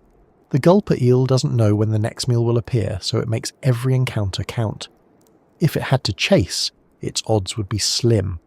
If it specialised in only one kind of prey, it might starve. But by being patient and opportunistic, it turns unpredictability into an advantage. No matter what drifts near, it is ready. This method also means the gulper eel doesn't need to compete in the same way other predators do. Sharks and squid in the deep rely on bursts of motion and powerful strikes. They need energy reserves to fuel those movements, which means they need larger or more frequent meals. The gulper eel sidesteps that arms race entirely. It does not need to be faster than anyone else. It only needs to be still enough, invisible enough, and patient enough for prey to come within reach. In a way, it operates on a different timescale altogether. While other predators burn through the dark in sudden bursts, the gulper eel drifts like a shadow, waiting as long as it takes. The lure at the tail adds another layer of brilliance. Many ambush predators rely on camouflage, blending into rocks or sand. The gulper eel has no rocks, no sand. It has open water, so instead of hiding in the environment, it creates a reason for prey to come closer. The photophore at the tip of its tail glows softly, a point of light in the blackness, irresistible to small creatures that mistake it for food. This flips the normal hunting relationship. The prey is not avoiding the predator. The prey is seeking the predator out, unknowingly walking into the trap. The Gulper Eel doesn't just wait, it advertises, turning curiosity against those who cannot resist the glow. Even the way the Gulper Eel positions itself matters. It often drifts with its body angled upward, mouth tilted slightly above, so that prey approaching the tail is perfectly aligned with the cavern that will open. This posture ensures that when the mouth expands, the prey is already in the strike zone. It is geometry as much as biology, a silent calculation repeated again and again in the dark. Some scientists suspect that the Gulper Eel's body may even help it sense when prey is near. That long ribbon frame could pick up vibrations in the water, subtle signals that something is moving close. Combined with its light lure, this gives the eel just enough information to time its strike. It does not need to see the prey in detail. It only needs to know that something has come near enough, and then the mouth takes care of the rest. What makes the Gulper Eel's ambush strategy so remarkable is how it matches the deep sea itself. The abyss is slow, patient, quiet. Everything moves on a different clock where meals are rare and survival depends on efficiency. The Gulper Eel embodies that rhythm. Its body is quiet, its hunting still, its strike sudden but brief. It fits the tempo of the midnight zone perfectly. Watching it reminds us that not all hunting needs to be dramatic chases or violent struggles. Sometimes it is just patience, silence, and the right movement at the right time. And so, while other predators of the deep rely on strength or speed, the Gulper Eel proves that stillness can be just as effective. It does not chase, it does not struggle, it waits, it lures, it opens wide, and the dark provides. For us it looks eerie. For the eel, it is simply life, the art of ambush perfected in a world where chasing would be a waste. If the Gulper Eel's mouth is the feature that makes us gasp, the glowing light at the tip of its tail is the feature that makes us stare. It looks small compared to that cavernous jaw, just a tiny orb of bioluminescence. But in the midnight zone, where everything is black, even the faintest glow matters. The lantern at the end of the Gulper Eel's body is more than decoration. It is a signal, a lure, a survival tool, and perhaps even a mystery we still don't fully understand. Bioluminescence itself is one of the most extraordinary tricks life has ever developed. On land, we see it rarely, mostly in fireflies blinking in summer nights, or fungi glowing faintly in damp forests. In the sea, though, it is everywhere. In fact, most animals that live in the deep are bioluminescent in some way.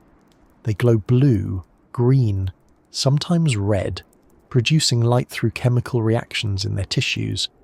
It is a light not powered by the sun, not reflected or refracted, but created from within. For creatures that live in darkness, it is as essential as vision is for us. The Gulper Eel's lantern is called a photophore, an organ capable of generating light. It sits at the very end of the tail, like a bulb at the tip of a wire. If you picture the Gulper Eel drifting with its long, thin body trailing behind, you can see how the effect works. The dark body vanishes into the black water, invisible from a distance. The only thing visible is the faint glow of the photophore shining softly in the dark. To small creatures wandering through the midnight zone, that light looks like opportunity. In a world where food is scarce, every glimmer could be edible plankton, every spark a chance at a meal. Drawn by instinct, they swim closer, and that is when the trap is sprung.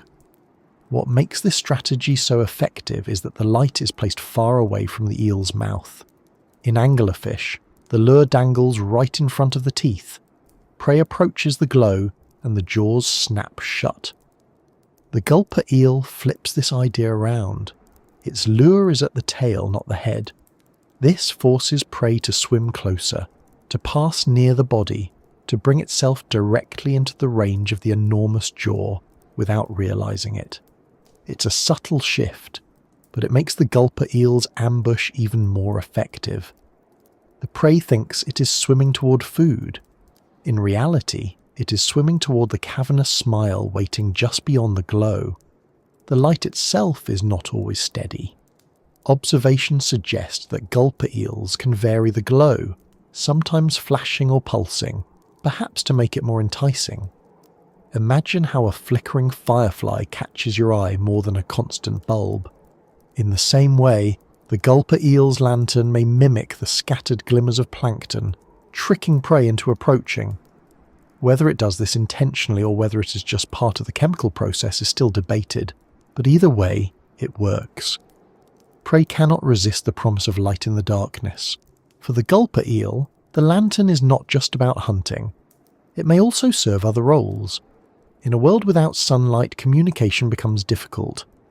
Some biologists believe that the photophore could also be used to signal to potential mates, flashing in patterns that identify one gulper eel to another.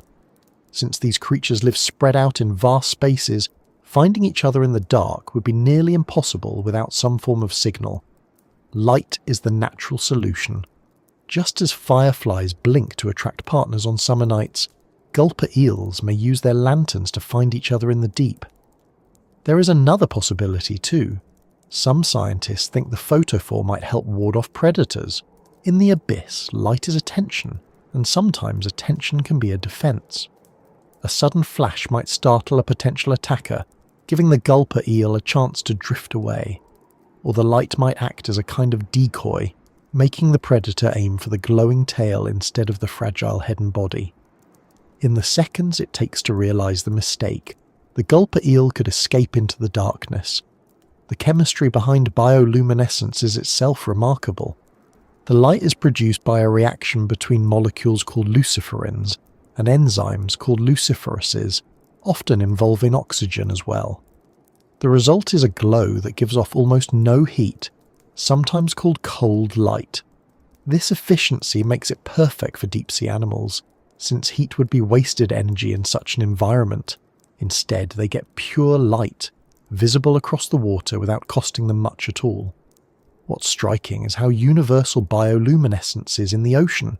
It has evolved independently dozens of times in different groups of animals, from fish to squid to jellyfish. This tells us just how useful it is. In the midnight zone, light is as versatile as a tool as sound is to us. It can attract, deceive, warn, hide, or signal. The gulper eel's lantern is just one example, but it ties into this much broader language of the deep. When you look at that tiny glowing bulb, you're seeing not just a trick of one species, but a thread in an entire ecosystem of light. It's worth pausing to think about how alien this seems to us. Imagine walking through a forest at night and seeing animals with glowing tails, flashing lures, and shimmering skin.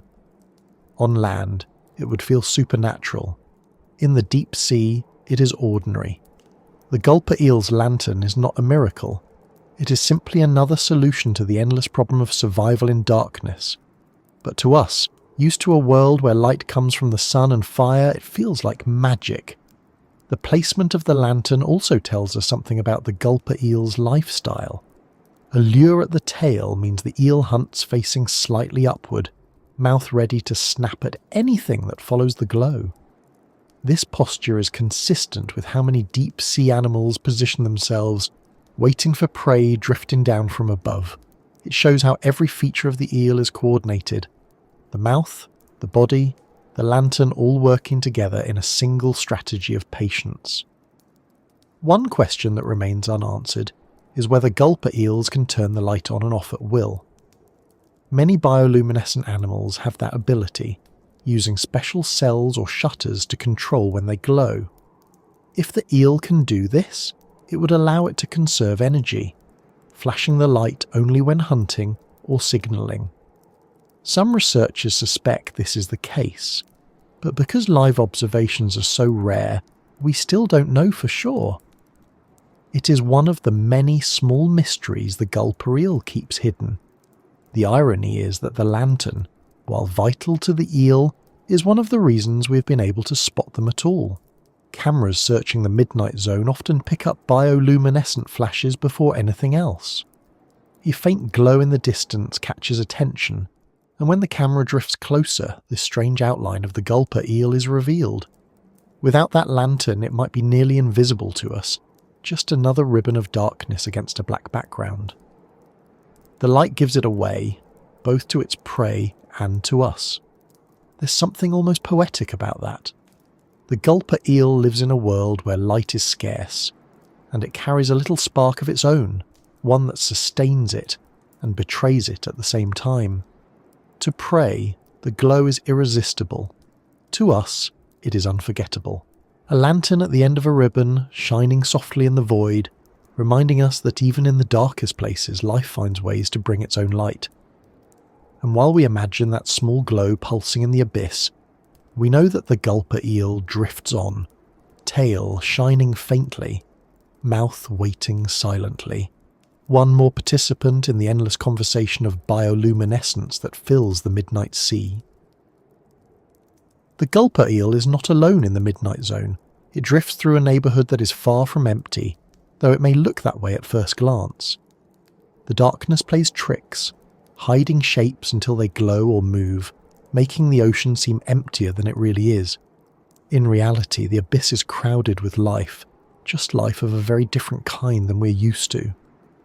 For every Gulper Eel floating with its ribbon tail and impossible jaw, there are dozens of other creatures nearby, many of them just as strange, many of them relying on their own tricks of survival.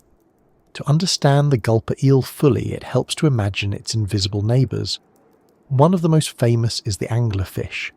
Its reputation is larger than its body, which is usually no bigger than a football, sometimes even smaller. What makes it unforgettable is the lure that dangles from its head, a glowing rod tipped with a bioluminescent bulb. Like the Gulper Eel, it uses light to trick prey into coming closer, but while the eel's lantern is at the end of its tail, the anglerfish keeps its lure right in front of its mouth, making it an immediate trap. The anglerfish also sports a mouthful of sharp teeth, jagged and long, making sure anything caught in the glow doesn't escape.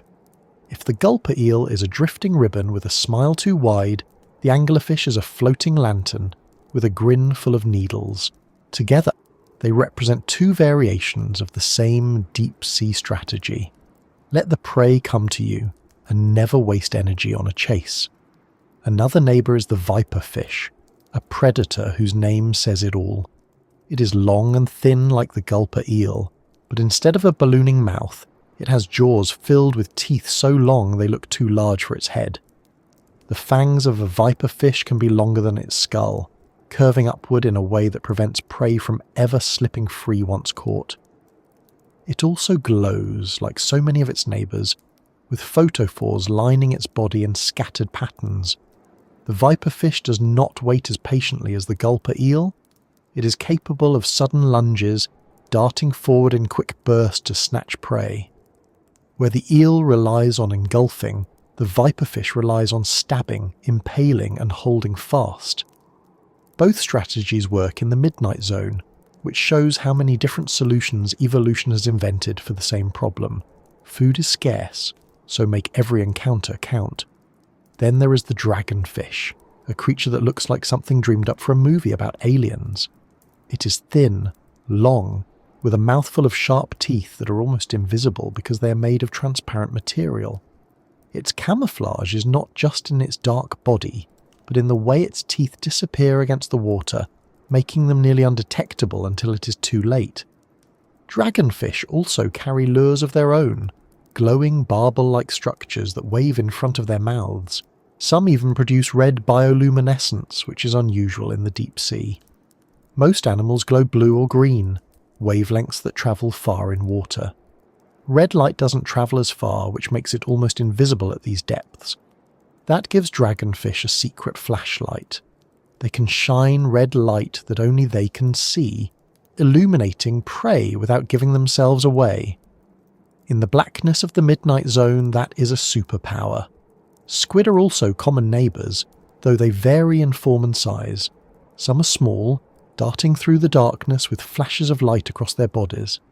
Others, like the giant squid, are legends, rarely seen but enormous in size, their long tentacles stretching out like ropes in the black. For gulper eels, squid are both competition and potential prey, depending on the size. A small squid might find itself inside that ballooning pouch, while a larger one might be too quick or too dangerous to attempt. Either way, the presence of squid adds another layer of unpredictability to life in the abyss. Shrimps and krill make up another large portion of the community. They may not look spectacular compared to the monsters of teeth and jaws, but they are essential. Swarms of small crustaceans migrate daily, moving up and down in the water column like an endless tide of tiny bodies. This is the fuel that keeps the ecosystem running, the living snow that drifts through the dark. For the gulper eel, these small creatures are frequent meals, easy to swallow in clusters when they pass too close to the lure. Without them, the midnight zone would be far poorer, and the gulper eel's patience might go unrewarded. Even stranger are the siphonophores, colonial animals related to jellyfish. They can grow to extraordinary lengths, some stretching more than 100 feet, making them among the longest animals on Earth.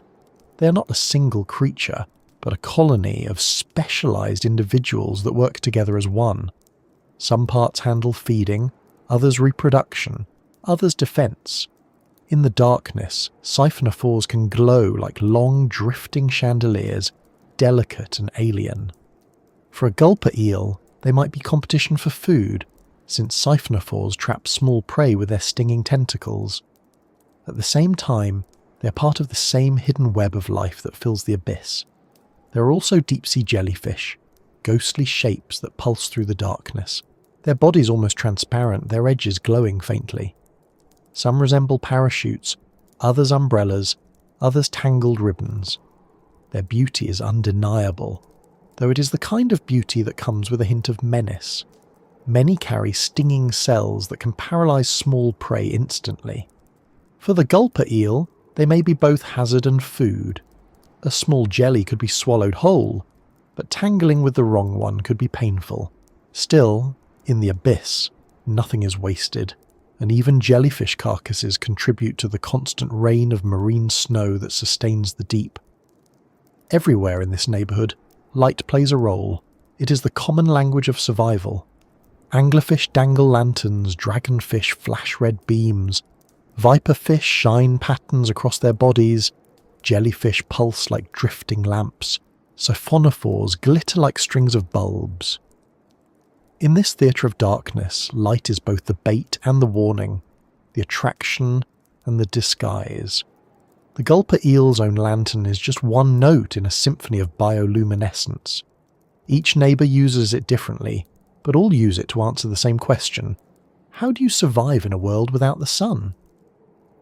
What makes the invisible neighbours so fascinating is how diverse their strategies are, even though they all face the same environment. Scarcity, pressure, cold, darkness. These are constants. And yet the solutions are wildly different. Some grow jaws like cages, some grow lures like fishing rods, some grow lanterns across their bodies, some stretch into colonies 100 feet long. Each design looks bizarre to us, but each is perfectly logical when you understand its purpose. The Midnight Zone is not a place of uniformity. It is a place of experiments, thousands of different blueprints for the same challenge. And through it all, the gulper eel drifts, one neighbour among many. It is not the most dangerous, not the fastest, not the most spectacular, but it is unique, with its ribbon body and cavernous smile. To its neighbours, it is just another participant in the endless struggle to eat and avoid being eaten. To us, it stands out because it looks so different from anything we know. But in its own neighbourhood, it is simply part of the crowd. It's easy to imagine the abyss as empty, but that is only because we cannot see it with our own eyes. Cameras show us glimpses, an anglerfish flashing in the dark, a viperfish's teeth gleaming, a siphonophore drifting like a chandelier. And suddenly we realise the neighbourhood is bustling. It is invisible until it glows, but it is always there, surrounding the gulper eel as it waits for the next meal to come too close. And so the gulper eel's world is not silent or lonely in the way we might imagine. It is crowded with neighbours, each strange in its own way, each adapted to the same darkness. Together, they form the ecosystem of the abyss, a community hidden in plain sight beneath the waves. The gulper eel's wide mouth may be what captures our imagination, but it's only one voice in the chorus of survival that fills the midnight zone.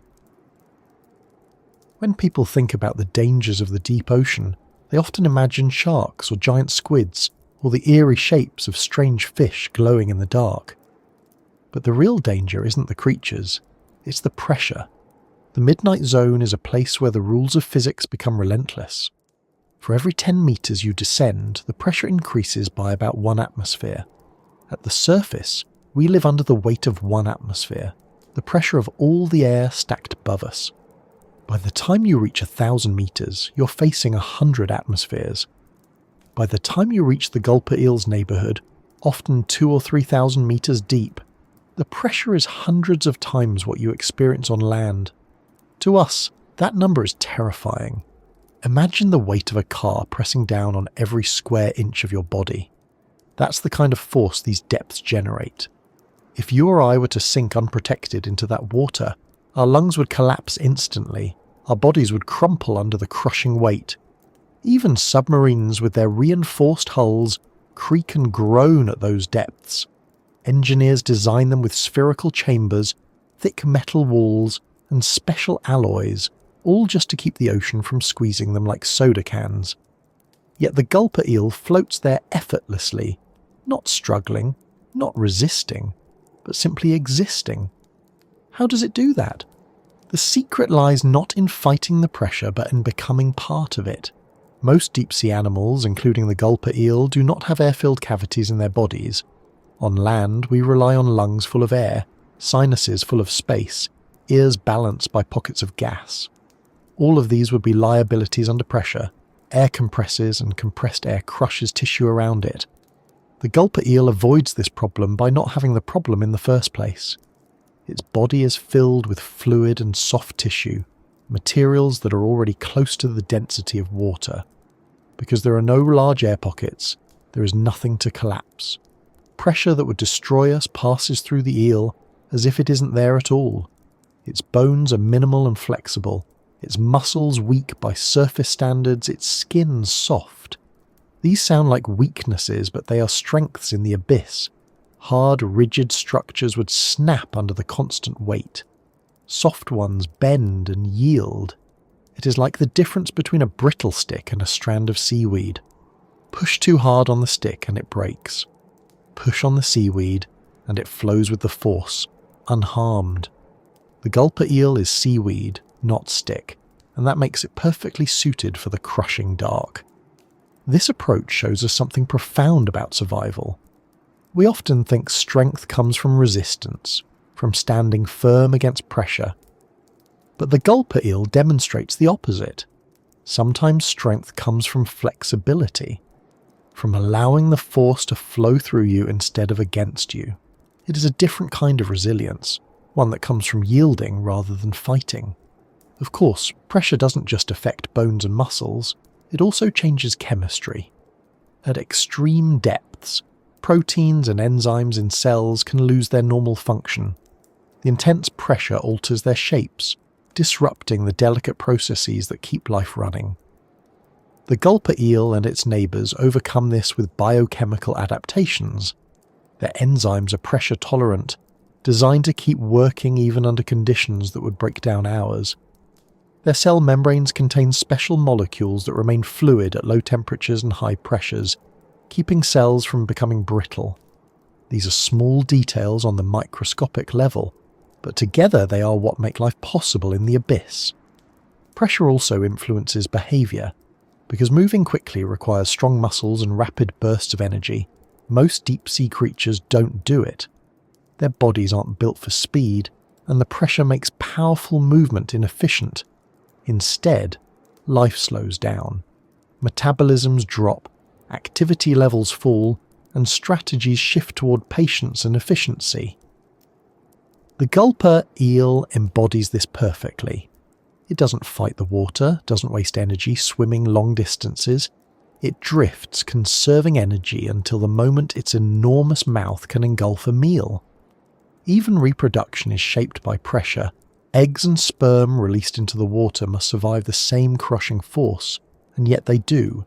carried on currents through the dark until they meet. The next generation begins life already adapted to pressure, because anything less would not survive long enough to grow. It is not a challenge to be overcome, but the very foundation of the environment itself. Humans, of course, are fascinated by this contrast. We build machines that groan and strain to survive a dive of a few hours. The gulper eel spends its entire life there without noticing. To us, it feels alien. To the eel, it is normal. Our perspective makes pressure seem like a monster, an invisible weight crushing everything. To the gulper eel, it is just gravity turned sideways, another constant of life. This raises an interesting point. Much of what we call extreme is only extreme relative to our own limits. Pressure, darkness, cold, these are problems for us, but not for creatures born into them. For the gulper eel, the abyss is not extreme, it is ordinary.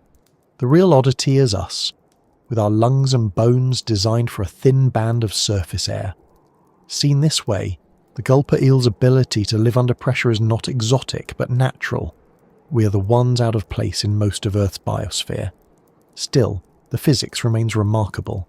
Each square inch of the gulper eel's skin feels the force of tons of water, and yet its tissues bear it without damage. It doesn't notice the squeeze because its body is already in equilibrium with the surrounding water. It is a harmony we can only admire from afar, sealed inside submersibles, or watching footage taken by cameras built to endure what we cannot. And while we sit here imagining what it would feel like to sink into that crushing dark, the gulper eel drifts comfortably, never aware that its existence is impossible by our standards. It survives because it never resists the rules of its world. It embraces them. And that lesson, hidden in the physics of pressure, is what makes the gulper eel not just a curiosity, but a symbol of how life bends, adapts, and thrives in places we would never expect. When we think of the deep ocean, we usually imagine the darkness first, the absence of sunlight, the faint glimmers of bioluminescence, the endless black stretching in every direction. But darkness is only half the story. The other half is silence, or at least what feels like silence to us. If you were dropped into the midnight zone with no protection and no technology, you wouldn't just be swallowed by darkness, you'd be swallowed by quiet. Not the familiar quiet of a late night in a city, where a distant car hums and an occasional voice drifts past, but a quiet so complete it presses against you. A silence that is not empty, but heavy, filled with pressure and stillness. For the gulper eel, this is the soundtrack of life. Of course, the deep sea isn't literally silent. Water is a fantastic conductor of sound, far better than air. Whales sing across entire oceans, shrimp crackle in shallower reefs, ships rumble with their engines on the surface. But by the time you sink into the midnight zone, most of that noise is filtered away. High-pitched sounds fade quickly, absorbed by the water. What remains are low, distant rumbles, the faint echoes of seismic activity, the long calls of whales travelling for miles. To us it would feel like being in a cathedral, vast and echoing, with only occasional notes reverberating through the hall. For creatures like the gulper eel, this relative quiet is a gift. Sound in the abyss is a clue, and even faint vibrations matter. A small fish flitting nearby produces ripples in the water. A shrimp's movement carries a faint tick. The flow of currents makes its own low whisper. To us, these signals would be imperceptible. To the eel, they are the background music of survival. Its body, long and thin, may act like an antenna tuned to the smallest disturbances. In the absence of vision, sound, and vibration, become the senses that guide it. What makes this silence fascinating is how it contrasts with the noisy shallows. In coral reefs, sound is constant. Fish click and grunt, shrimp snap, waves crash above. The water there is filled with a chorus of noise. Some scientists even call reefs rainforests of sound. But in the midnight zone, the opposite is true. There is no crashing surf, no snapping shrimp, no chorus of reef fish, only the slow pulses of large animals, the faint hiss of currents, the occasional distant boom of tectonic activity. The gulper eel lives in this hush, its patience matched by the quiet around it. There's another reason silence matters: communication. Many deep-sea animals don't rely on sound at all. Instead, they use light. Bioluminescence becomes their language, flickers and pulses replacing the grunts and calls we see in shallower waters. The gulper eel's lantern may not only attract prey, it may be a way of speaking, of finding mates in the endless dark. In a sense, the deep sea has traded sound for light, even though the light is faint and fleeting. The silence is not emptiness. It is a stage on which small signals shine more clearly. It's interesting to compare this to how humans experience silence. Many people find total quiet unsettling. In a soundproof room, where even the hum of background noise is gone, people often report hearing their own heartbeat, the rush of blood in their ears, the creak of their joints. The absence of sound makes our own bodies louder. In the midnight zone, silence works the same way. Every flick of a tail, every pulse of movement becomes more obvious against the background. The gulper eel doesn't need to chase because silence betrays its prey. A small fish moving nearby is heard, or rather felt, long before it sees the lure. Silence magnifies the small noises that matter. Humans exploring the abyss have tried to listen to it. Submersibles carry hydrophones, recording the faint sounds of the deep. What they capture often surprises us. Sometimes it is the long moan of a whale migrating across the ocean. Sometimes it's the crack of shifting tectonic plates. Sometimes it is the strange, unidentified call of something we don't yet recognize. The abyss has its own soundscape, sparse but eerie, punctuated by notes we cannot always explain. For the gulper eel, these are just part of the background of existence. What makes the silence profound is that it mirrors the gulper eel's own strategy. Just as the eel waits patiently, conserving energy, the abyss itself waits quietly, conserving sound. No rush, no constant chatter, no wasted noise, only what matters when it matters. The gulper eel fits perfectly into this environment because it is just as understated. It does not roar, it does not thrash, it does not call. It waits, it lures, it swallows. Its silence is its camouflage. There's a subtle beauty in this. We often equate silence with emptiness, with loneliness. But in the abyss, silence is fullness. It is the medium through which every movement speaks. The gulper eel doesn't need to hear much. It only needs to hear enough. And in that silence, enough is exactly what it gets. When you picture the gulper eel in its world, don't imagine only the darkness. Imagine the hush as well.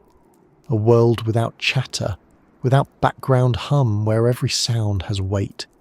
A shrimp twitching, a fish brushing past, a distant rumble miles away. All of it stand out in the silence. And in that stillness, the gulper eel drifts, lantern glowing faintly, mouth ready, a patient participant in the quiet rhythm of the deep. The gulper eel does not live in an easy place to breathe. If you stand at the surface of the ocean and take in a deep breath of air, you don't think twice about the oxygen in your lungs. It is abundant, enough to keep us moving, running, thinking, and surviving without effort. But in the midnight zone, oxygen is a precious commodity. The deeper you go, the scarcer it becomes, until breathing at all becomes a challenge. And yet the gulper eel, fragile as it looks, has solved the problem well enough to drift comfortably where oxygen is barely there at all. The ocean's oxygen begins with the surface. There, waves mix the water with air, dissolving oxygen into it. Plants and algae add more, releasing oxygen as a byproduct of photosynthesis. Shallow fish and coral reefs thrive in this abundance, every breath of water passing easily over their gills, pulling in enough oxygen to fuel active lives. But as you sink, Sunlight fades, photosynthesis disappears, and mixing from the surface weakens. The water down in the midnight zone is not refreshed in the same way. What oxygen does make it down there is consumed quickly by bacteria and animals, leaving little behind. The result is what scientists call oxygen minimum zones, stretches of water where oxygen levels are so low that many creatures cannot survive. The gulper eel has no lungs, of course. Like other fish, it uses gills, delicate structures that pull oxygen directly from the water. But gills only work if there is oxygen to extract. In shallow seas, that's no problem. In the abyss, it is a different story. Every gulp of water must be pulled carefully across those gills, extracting as much oxygen as possible from a fluid that has almost none to give. The gulper eel doesn't have the luxury of waste. Each beat of its gills has to count. This is why its lifestyle matches its environment so perfectly. The gulper eel is not fast. It is not built for long-distance swimming, constant motion, or energy-heavy chases. It conserves oxygen by conserving movement. Every slow undulation of its ribbon body, every patient hover in the dark, is part of a larger strategy to keep oxygen needs low. Its metabolism runs slowly, far slower than ours. Meals are digested gradually, energy burned carefully, muscles used sparingly. Where we burn oxygen in furious bursts, sprinting, climbing, shouting, the gulper eel spends it in whispers, small movements stretched across long hours. This slower metabolism means that the gulper eel can survive on oxygen levels that would suffocate many other creatures. It doesn't need much to begin with, so the little it gets is enough. The low temperatures of the midnight zone help with this too. Cold slows everything down, including metabolism. The gulper eel's body temperature is the same as the near-freezing water around it, and this chill further reduces its demand for oxygen. It is an economy of survival, every factor working together to keep needs small and resources sufficient. Scientists studying deep-sea animals often marvel at these adaptations. In laboratory conditions, many fish from shallower waters die quickly when oxygen drops. Their gills are not efficient enough, their metabolism's too fast, their bodies too dependent on abundance. The gulper eel and its neighbours, by contrast, are built for scarcity. Their gills have wide surfaces relative to their size, allowing maximum contact with the thin oxygen available. Their blood contains special proteins that bind oxygen tightly, refusing to let it slip away. Their cells are designed to use what little oxygen arrives with ruthless efficiency, converting it into energy without waste. To us this sounds like hardship. To the gulper eel, it is simply life. It has never known oceans filled with oxygen. It has never needed to sprint or climb. Its ancestors evolved in the same low-oxygen world, shaping their bodies over millions of years to fit the environment. For them, the abyss is not suffocating, it is normal. The interesting thing is that oxygen levels in the ocean are not fixed. They shift with climate, currents, and seasons. In some places, oxygen minimum zones expand, pushing shallower and squeezing marine life into narrower bands. For many species, this creates stress. But for creatures like the gulper eel, already adapted to low oxygen, the effect may be less severe. They are already masters of survival where others would falter. Their fragile bodies, which seem like weaknesses, are actually strengths when measured against the abyss. It's worth imagining how different their lives feel compared to ours. For us, breath is constant, rhythmic, unthinking. We take in oxygen, release carbon dioxide, repeat, all without noticing. For the gulper eel, breathing is slower, quieter, tuned to the patience of the deep. Each movement of water across the gills is deliberate, part of a survival system that has no room for waste. It doesn't pant, doesn't gasp, doesn't rush. It breathes like it lives, carefully, efficiently, endlessly waiting. What fascinates researchers is how creatures like the gulper eel teach us about the limits of life. We often assume oxygen is essential in abundance, But here is a fish proving that abundance is unnecessary. Scarcity is survivable if you adapt, if you slow down, if you accept a smaller rhythm. It is another reminder that what feels impossible to us is only impossible for our kind of body, not for life itself. The Gulper eel's patience is not just about hunting, it is about breathing, about existing at all in a place where oxygen barely exists. And so, while we might imagine the abyss as suffocating, the Gulper eel floats there unconcerned. It doesn't crave our surface air.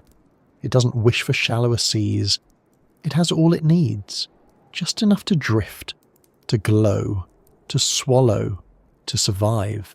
Its gills whisper in the dark, pulling the last threads of oxygen from the water, turning scarcity into sufficiency.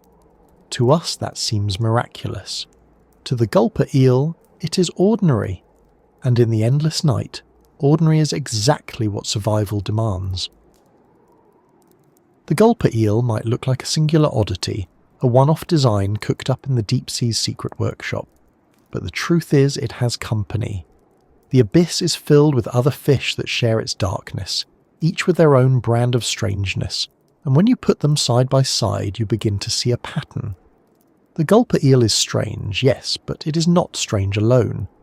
Its neighbours and distant cousins show that the deep sea has a whole family of bizarre adaptations, each crafted for the same environment, each bizarre in its own way.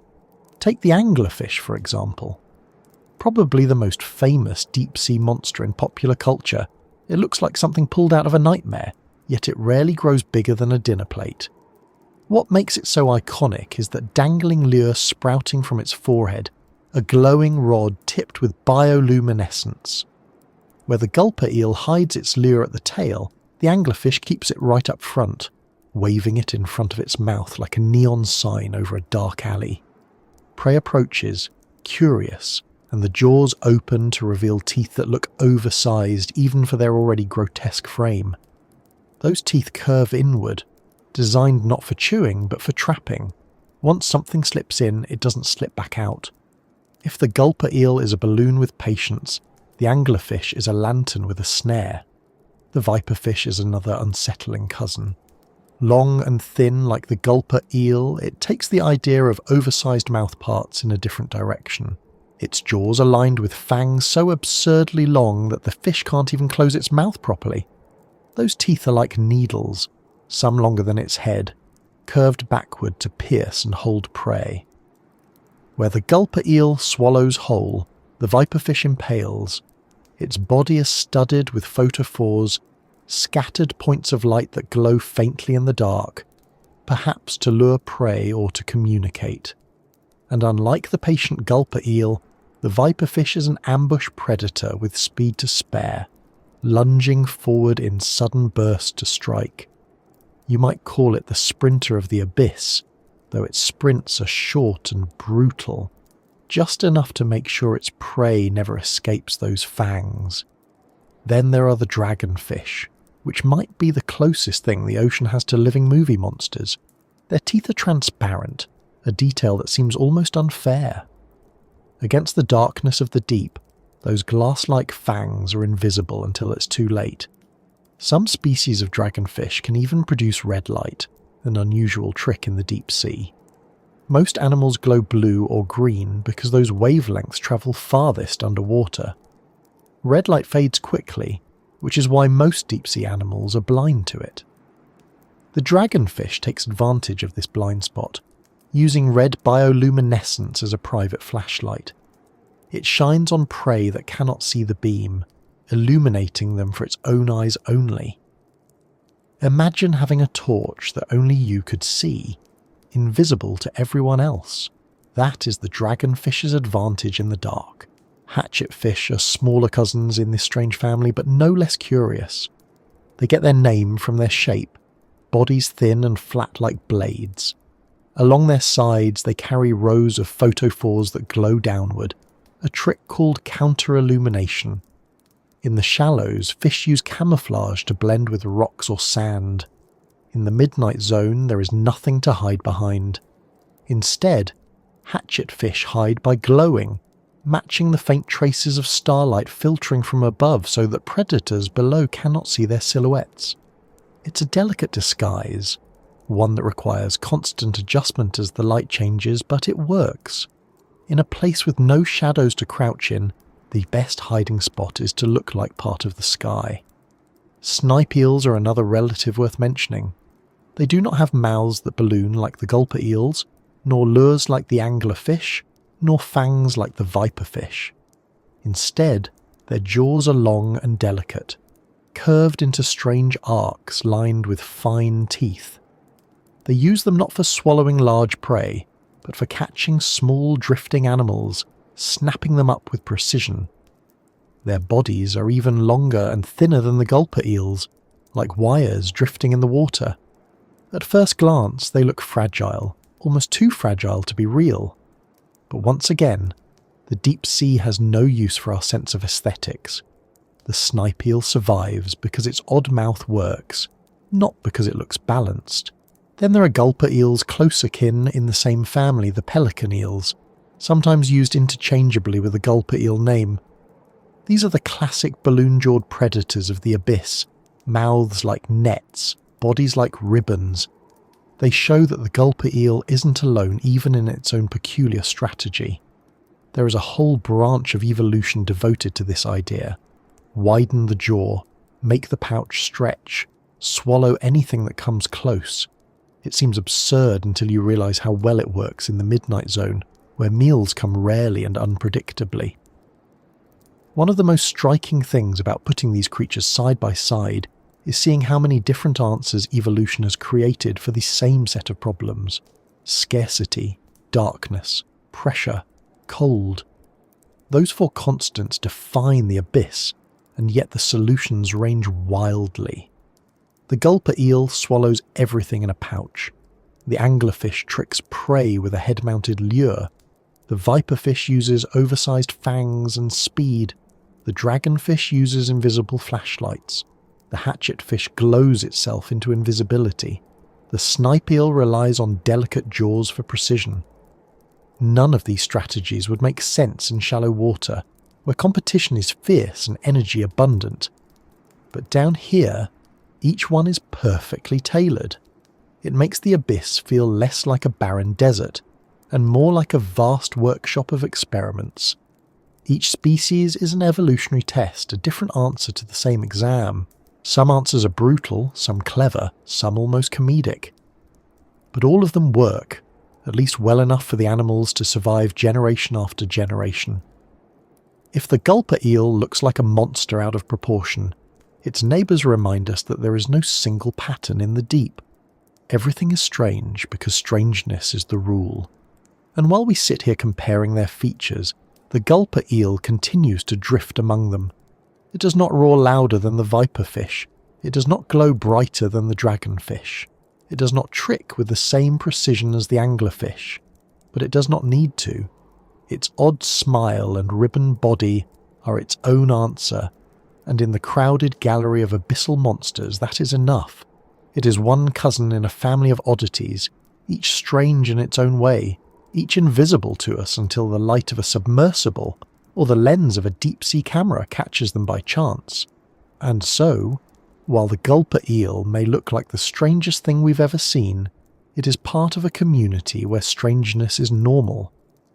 Its odd cousins prove that in the abyss, there is no such thing as too bizarre. There is only survival, each species carrying its own trick, its own tool, its own unlikely design. Together they make the midnight zone less lonely, more varied, and far stranger than anything we would have imagined without them. For most of history, the gulper eel was something people only heard about in whispers. Sailors pulled strange shapes from the depths, naturalists sketched collapsed specimens, and myths grew in the spaces where facts were thin. But in recent decades, our technology has finally given us the chance to meet this creature on its own terms.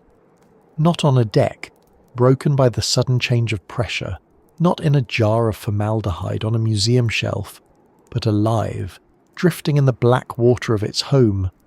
These encounters are still rare, but each one tells us a little more about the gulper eel, and each one reminds us how much of the deep sea remains hidden. The first real glimpses came from submarines. In the mid-20th century, as human engineering pushed deeper into the ocean, researchers began sending down manned submersibles, small reinforced capsules capable of withstanding the crushing pressure. They were clumsy by today's standards, heavy and expensive, with thick glass ports that offered only narrow views. But for the first time, humans could see the deep sea directly. They reported ghostly fish drifting past, lights flashing in the dark, and occasionally something stranger. A long ribbon body, a jaw too large, a faint glow at the tip of a thin tail. Those early submarine sightings were fleeting. The Gulper eel is not curious like dolphins or bold like sharks. It does not approach lights or linger near machines. It drifts, patient and cautious, and most often it vanishes into the dark before anyone can study it. For years, researchers had only quick glimpses, like seeing a shadow in a dark room out of the corner of your eye. Enough to know it was there, not enough to know what it was really like. The next step came with cameras. As technology advanced, scientists began attaching cameras to remotely operated vehicles, or ROVs. Unlike manned subs, ROVs could stay down longer, explore farther, and record everything they saw. At first, the footage was grainy, lit by harsh spotlights, capturing blurry outlines of creatures drifting by. But as the technology improved, so did the quality of the encounters. Suddenly, we could see the Gulper eel in detail, the way its mouth ballooned outward in an instant, the way its tail glowed faintly, the way its ribbon body waved gently through the water. For the first time, the eel became more than a curiosity. It became an animal we could observe. One of the most famous pieces of footage shows a Gulper eel opening its mouth wide, ballooning it into a cavern that looks more like a parachute than a jaw. In that moment, the animal looks unreal, like a special effect. Viewers often laugh before they gasp, because the sight is so unexpected. But that footage also proved what sailors and scientists had been saying for centuries. This fish really can do the impossible with its jaw. Seeing it on film removed any doubts. The Gulper eel was not just a story. It was a performer in the abyss, and cameras had finally captured its act. These lucky sightings are still rare. The deep sea is vast, and the Gulper eel is not abundant like lanternfish or krill. Finding one is like finding a single thread in a dark tapestry, a matter of timing, luck, and patience. ROV pilots often describe the thrill of stumbling across one, drifting silently in the lights. Some describe it as eerie, others as beautiful, but all agree that it feels like meeting a legend face to face. For decades, the Gulper eel had been more myth than reality. To see it alive in its world was to turn whispers into proof. Even with modern technology, most encounters are brief. A few minutes of footage at best, often just a single pass before the eel drifts away. The bright lights of submersibles and ROVs may even startle it, pushing it to vanish into the black. That means our knowledge is still incomplete. We've seen how it feeds, how it moves, how it glows, but we know little about how it lives day to day, how often it eats, how it interacts with others of its kind. Each lucky sighting answers one question, but raises several more. What stands out in these encounters is how delicate the Gulper eel looks in motion. On the surface, collapsed and damaged, it seemed grotesque, a body out of proportion. But in the water, alive, it looks graceful. The ribbon body flows, the tail glows softly, the jaw hangs closed until the right moment. It is not a monster at all. It is a dancer, moving to the slow rhythm of the abyss. Seeing it alive has changed how people describe it. Less nightmare, more marvel, less grotesque, more adapted. The deep sea is still strange, but strange is no longer the same as monstrous. There is another layer to these human encounters: awe. Every time a gulper eel drifts into the lights of a camera, it reminds us of how much we still don't know. Here is a creature that has lived on our planet for millions of years, yet we have seen it alive only a handful of times. It exists in a world we can barely visit, one that resists our machines and swallows our attempts at exploration. Each sighting feels like a gift, a rare moment when the abyss allows us a peek at its secrets. These moments also highlight how limited our perspective is. We celebrate every scrap of footage, but for the gulper eel, nothing unusual has happened. It was drifting in the dark, hunting as always, when suddenly a strange machine passed by. Lights flared, cameras clicked, and then the machine was gone. The eel continued its life as if nothing had changed. Our excitement is our own, not the eel's. To it, we're just another odd neighbour in the abyss, one more brief disturbance in the endless dark. Still, these encounters matter. They remind us that the gulper eel is real, that it is not just an illustration in a book or a name on a list. Seeing it alive gives us a connection that no sketch or specimen could. It turns imagination into memory.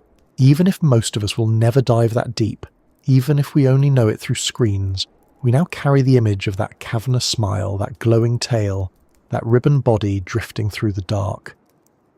The gulper eel has moved from myth into memory, and that is a kind of progress. And as our technology improves, our chances of seeing it will grow. Cameras become smaller, quieter, less intrusive. Submersibles stay down longer, cover more ground. One day, we may see not just individuals but whole parts of their life cycle, breeding, feeding, drifting together in the dark. For now, we take what we can get. Lucky sightings, brief glimpses, whispers turned into images. Each one adds to the story, each one making the gulper eel less of a mystery and more of a neighbour we are only beginning to know. The gulper eel spent most of history in obscurity. Sailors described it, scientists puzzled over it, but few people outside those circles ever knew it existed. For the majority of human culture, the eel's world was too deep, too hidden, too far away from daily life to leave much of an impression. But the internet has changed that. Now a creature that once drifted in total darkness has become a star of its own kind of spotlight, not in the abyss, but on screens, where its wide, impossible jaw has become a familiar sight for anyone who scrolls through science feeds, meme pages, or YouTube clips of deep-sea discoveries. The gulper eel has gone from myth to meme, and the journey says as much about us as it does about the fish. The first wave of attention came from those early videos captured by deep-sea cameras. A gulper eel drifting, then suddenly ballooning its mouth into a vast black pouch, looked unreal. When the footage was uploaded online, people couldn't resist sharing it. It didn't look like a fish. It didn't even look like something that belonged on Earth. It looked like a cartoon, a parody of a fish, with a mouth too wide for its own body. That kind of image spreads fast on the internet, not because it is threatening, but because it is absurd. People laughed at the eel before they gasped. "Look at this thing," the caption said. "Nature has a sense of humour." And in a way, that's true. The gulper eel's design is so extreme that it feels like a punchline, and the internet loves a punchline. Soon the gulper eel was appearing on lists of the weirdest animals in the ocean, and creatures you won't believe are real. Its face was used as a reaction image, its inflated pouch compared to balloons, parachutes and grocery bags. It was called a nightmare, a monster, a glitch in nature's programming, and yet most of the attention came with smiles rather than shudders. Unlike anglerfish, with their jagged teeth and menacing glare, the gulper eel looks almost comical when it expands its jaw. It doesn't snarl. It doesn't bare fangs. It just opens wide and becomes a floating sack. That balance between creepy and funny is the perfect recipe for viral fascination. At the same time, the gulper eel tapped into a deeper fascination with the unknown. The internet thrives on novelty, on showing people things they didn't expect to exist. A strange fish from the deep sea is exactly the kind of discovery that keeps people scrolling. Every time new footage appears, it gets reshared, repackaged, re-explained. "You won't believe this animal," the headlines say, and people click, not just for the eel, but for what it represents. It is proof that the world still hides surprises, that Earth has not been completely mapped and catalogued, that there are still creatures out there stranger than anything we could invent. In an age where much of life feels familiar, the Gulper Eel feels like a reminder of mystery. But memes also simplify. In becoming a viral image, the Gulper Eel has been flattened into a symbol. The nightmare smile, the balloon jaw, the abyssal punchline. People rarely learn about its biology, its patience, its role in the ecosystem. They just see the moment of transformation, the pouch opening like a parachute, and they laugh or shudder before moving on. The Gulper Eel becomes entertainment rather than an animal. It is the cost of going viral. For scientists, this is both a frustration and an opportunity. The frustration is that the complexity is lost. The opportunity is that people are paying attention at all. A creature that once drifted in total obscurity is now famous, even if the fame is based on shock and humour. That fame can open doors to education if people are willing to look past the meme to the reality. There's also something telling in the way the internet labels the eel as a nightmare. The word comes up again and again: nightmare mouth, nightmare smile, nightmare fish. And yet when you watch the videos closely, the eel is not frightening in the way we expect nightmares to be. It doesn't chase, doesn't attack, doesn't tear. It just opens wide and swallows. The nightmare is not about danger, but about strangeness. Its body doesn't match our sense of proportion. Its mouth defies our idea of what a jaw should be. It unsettles us because it doesn't fit, not because it threatens us. The meme of the nightmare smile is really a meme about our discomfort with the unfamiliar. The abyss gives us something we didn't expect, and we call it a nightmare because we don't have a better word for it. What's ironic is that the Gulper Eel is not a monster at all. It is fragile, delicate, a slow drifter that avoids conflict.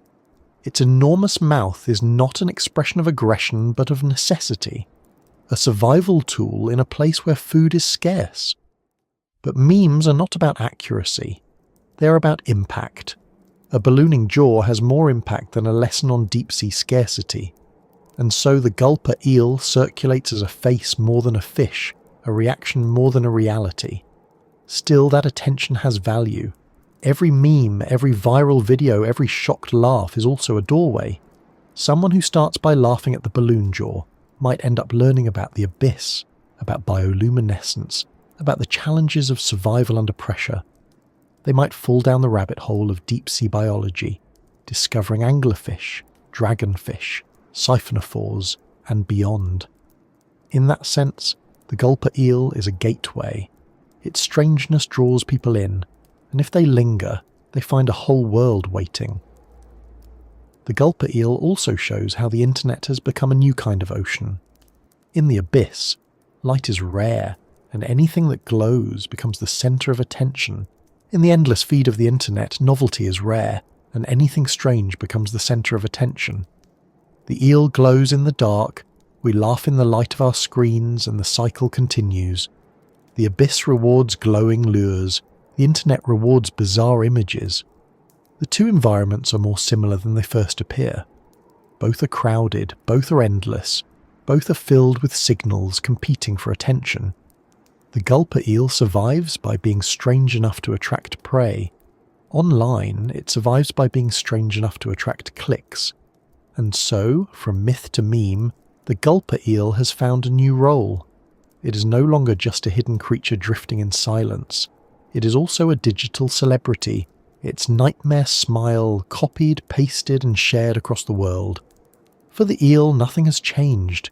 It still drifts in the midnight zone, mouth waiting, lantern glowing. But for us, the image has become a symbol of mystery, of laughter, of discomfort with the unfamiliar. The abyss has entered the feed, and the Gulper Eel has become its ambassador, not by choice, but by accident of design. The Gulper eel has one of the most unforgettable faces in the ocean, yet it is also one of the most rarely seen. For centuries it was more rumour than reality, glimpsed only when some unfortunate specimen was hauled to the surface in nets and collapsed under the sudden change in pressure. Even now, with cameras capable of travelling thousands of metres into the deep, we see Gulper eels only occasionally. The footage that exists is precious not because it is spectacular, but because it is scarce. In a world where we can watch live video from Mars and see detailed maps of the moon, it feels strange that a fish on our own planet can remain almost invisible. But the Gulper eel's rarity is no accident. It comes down to fragility, both in its body and in the world it inhabits. Start with its body. The Gulper eel looks monstrous, but it is not built like a monster.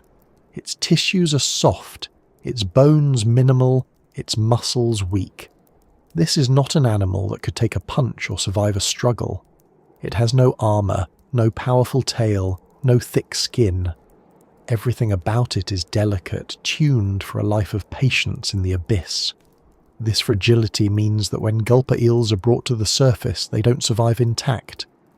The pressure difference alone is enough to ruin them. Their bodies collapse, their stomachs rupture, their forms distort. For much of history, this is all we had to study. Broken versions of the real thing. It made them look grotesque, deformed, even monstrous, when in truth they are simply fragile creatures designed for an environment we cannot replicate above water. Their fragility also makes them difficult to capture on film. Submersibles and ROVs are noisy intruders in the midnight zone, with lights that pierce the dark like flood lamps. To the Gulper eel, these machines must seem overwhelming, and most of the time the eel simply drifts away before we can get a good look. Unlike some animals that are curious about lights, Gulper eels do not seem inclined to investigate. They retreat, vanish into the black, leaving us with only seconds of footage at best.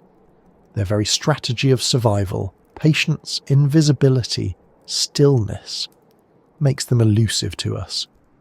But there is more to the story than fragility of body. The Gulper eel's rarity also comes from the vastness of its world. The deep ocean is unimaginably large.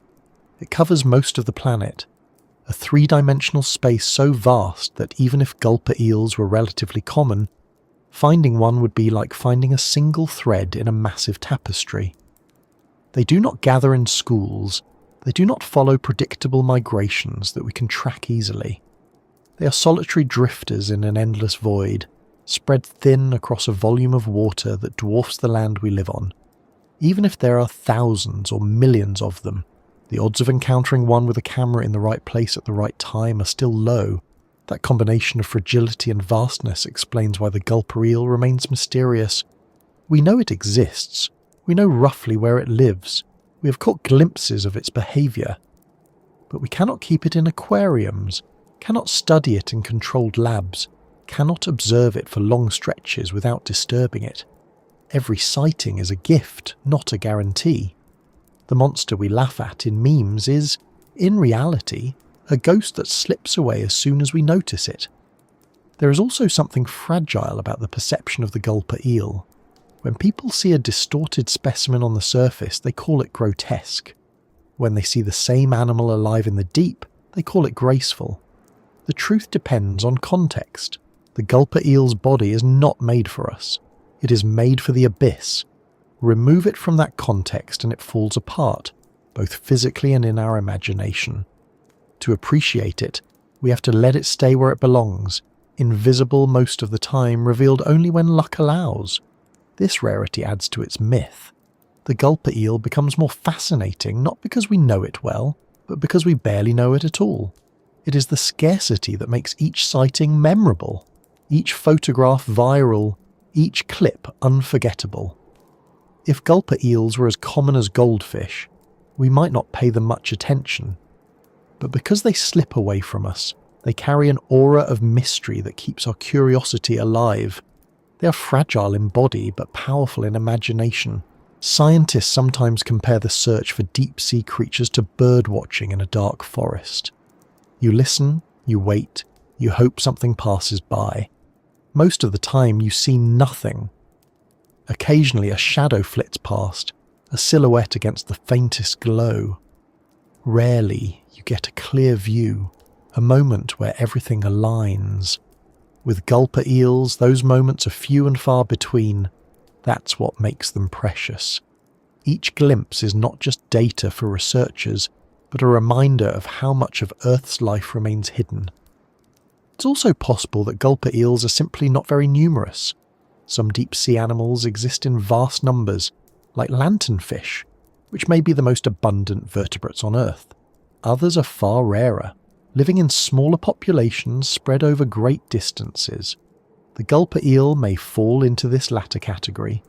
If so, it is fragile not only individually, but as a species, dependent on a delicate balance in the ecosystem.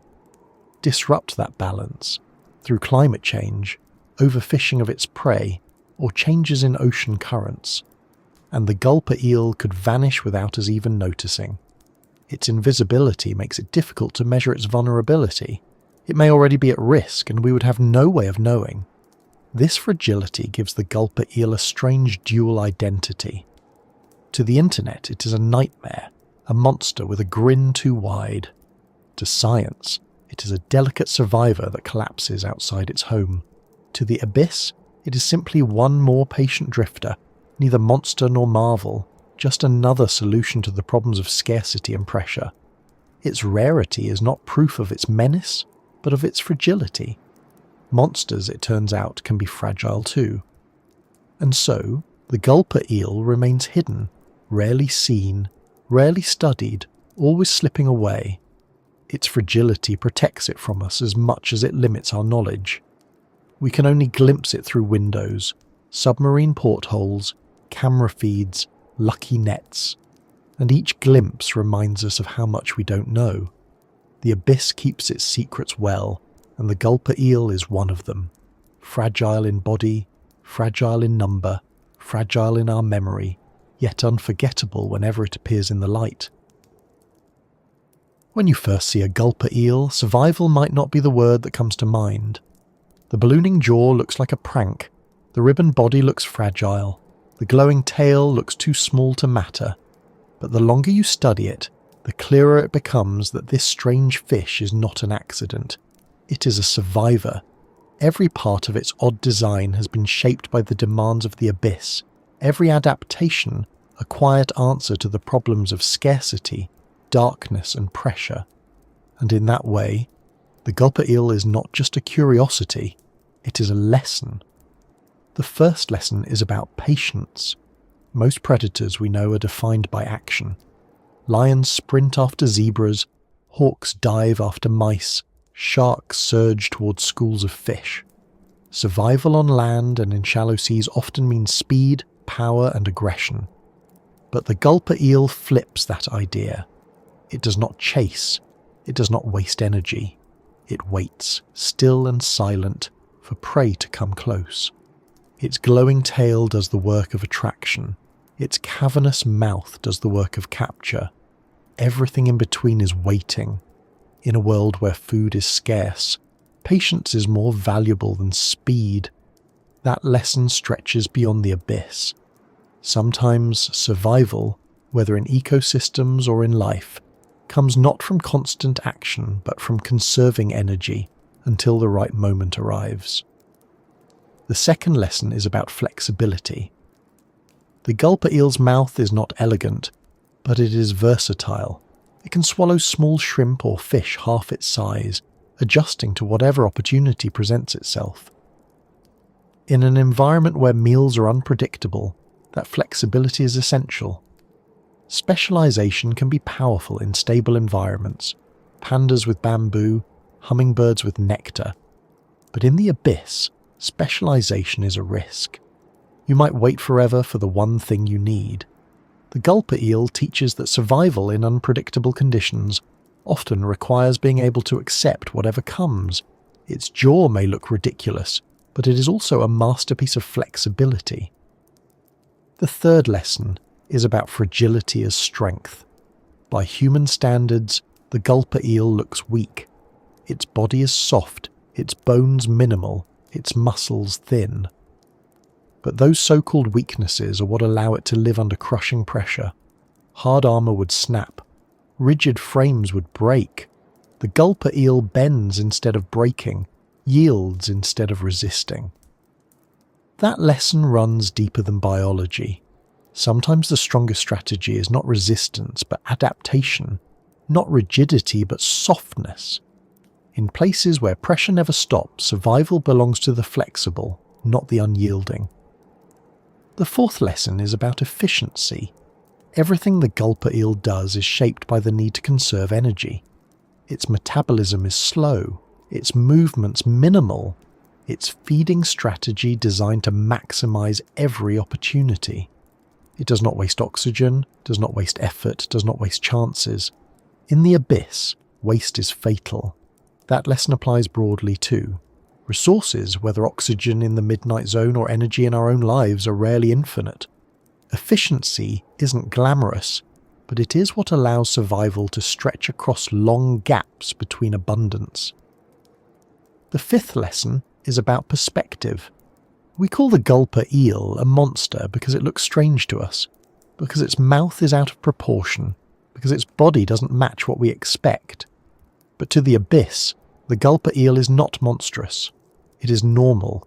Its odd design is only odd from our point of view. That teaches us something about survival and about judgment. What looks grotesque in one context may be perfect in another. What looks impossible in one environment may be inevitable in the right one. The gulper eel reminds us not to measure survival by our own standards alone, and perhaps the most important lesson is about mystery. The gulper eel is rarely seen, barely studied, almost impossible to keep alive outside its home. It reminds us that survival is not about being understood, not about being visible, not about being common. It survives in secrecy, hidden in the midnight zone, living lives we barely glimpse. That lesson is humbling. For all our knowledge, for all our technology, life still thrives in ways we do not understand. Survival does not need our recognition. It only needs to work.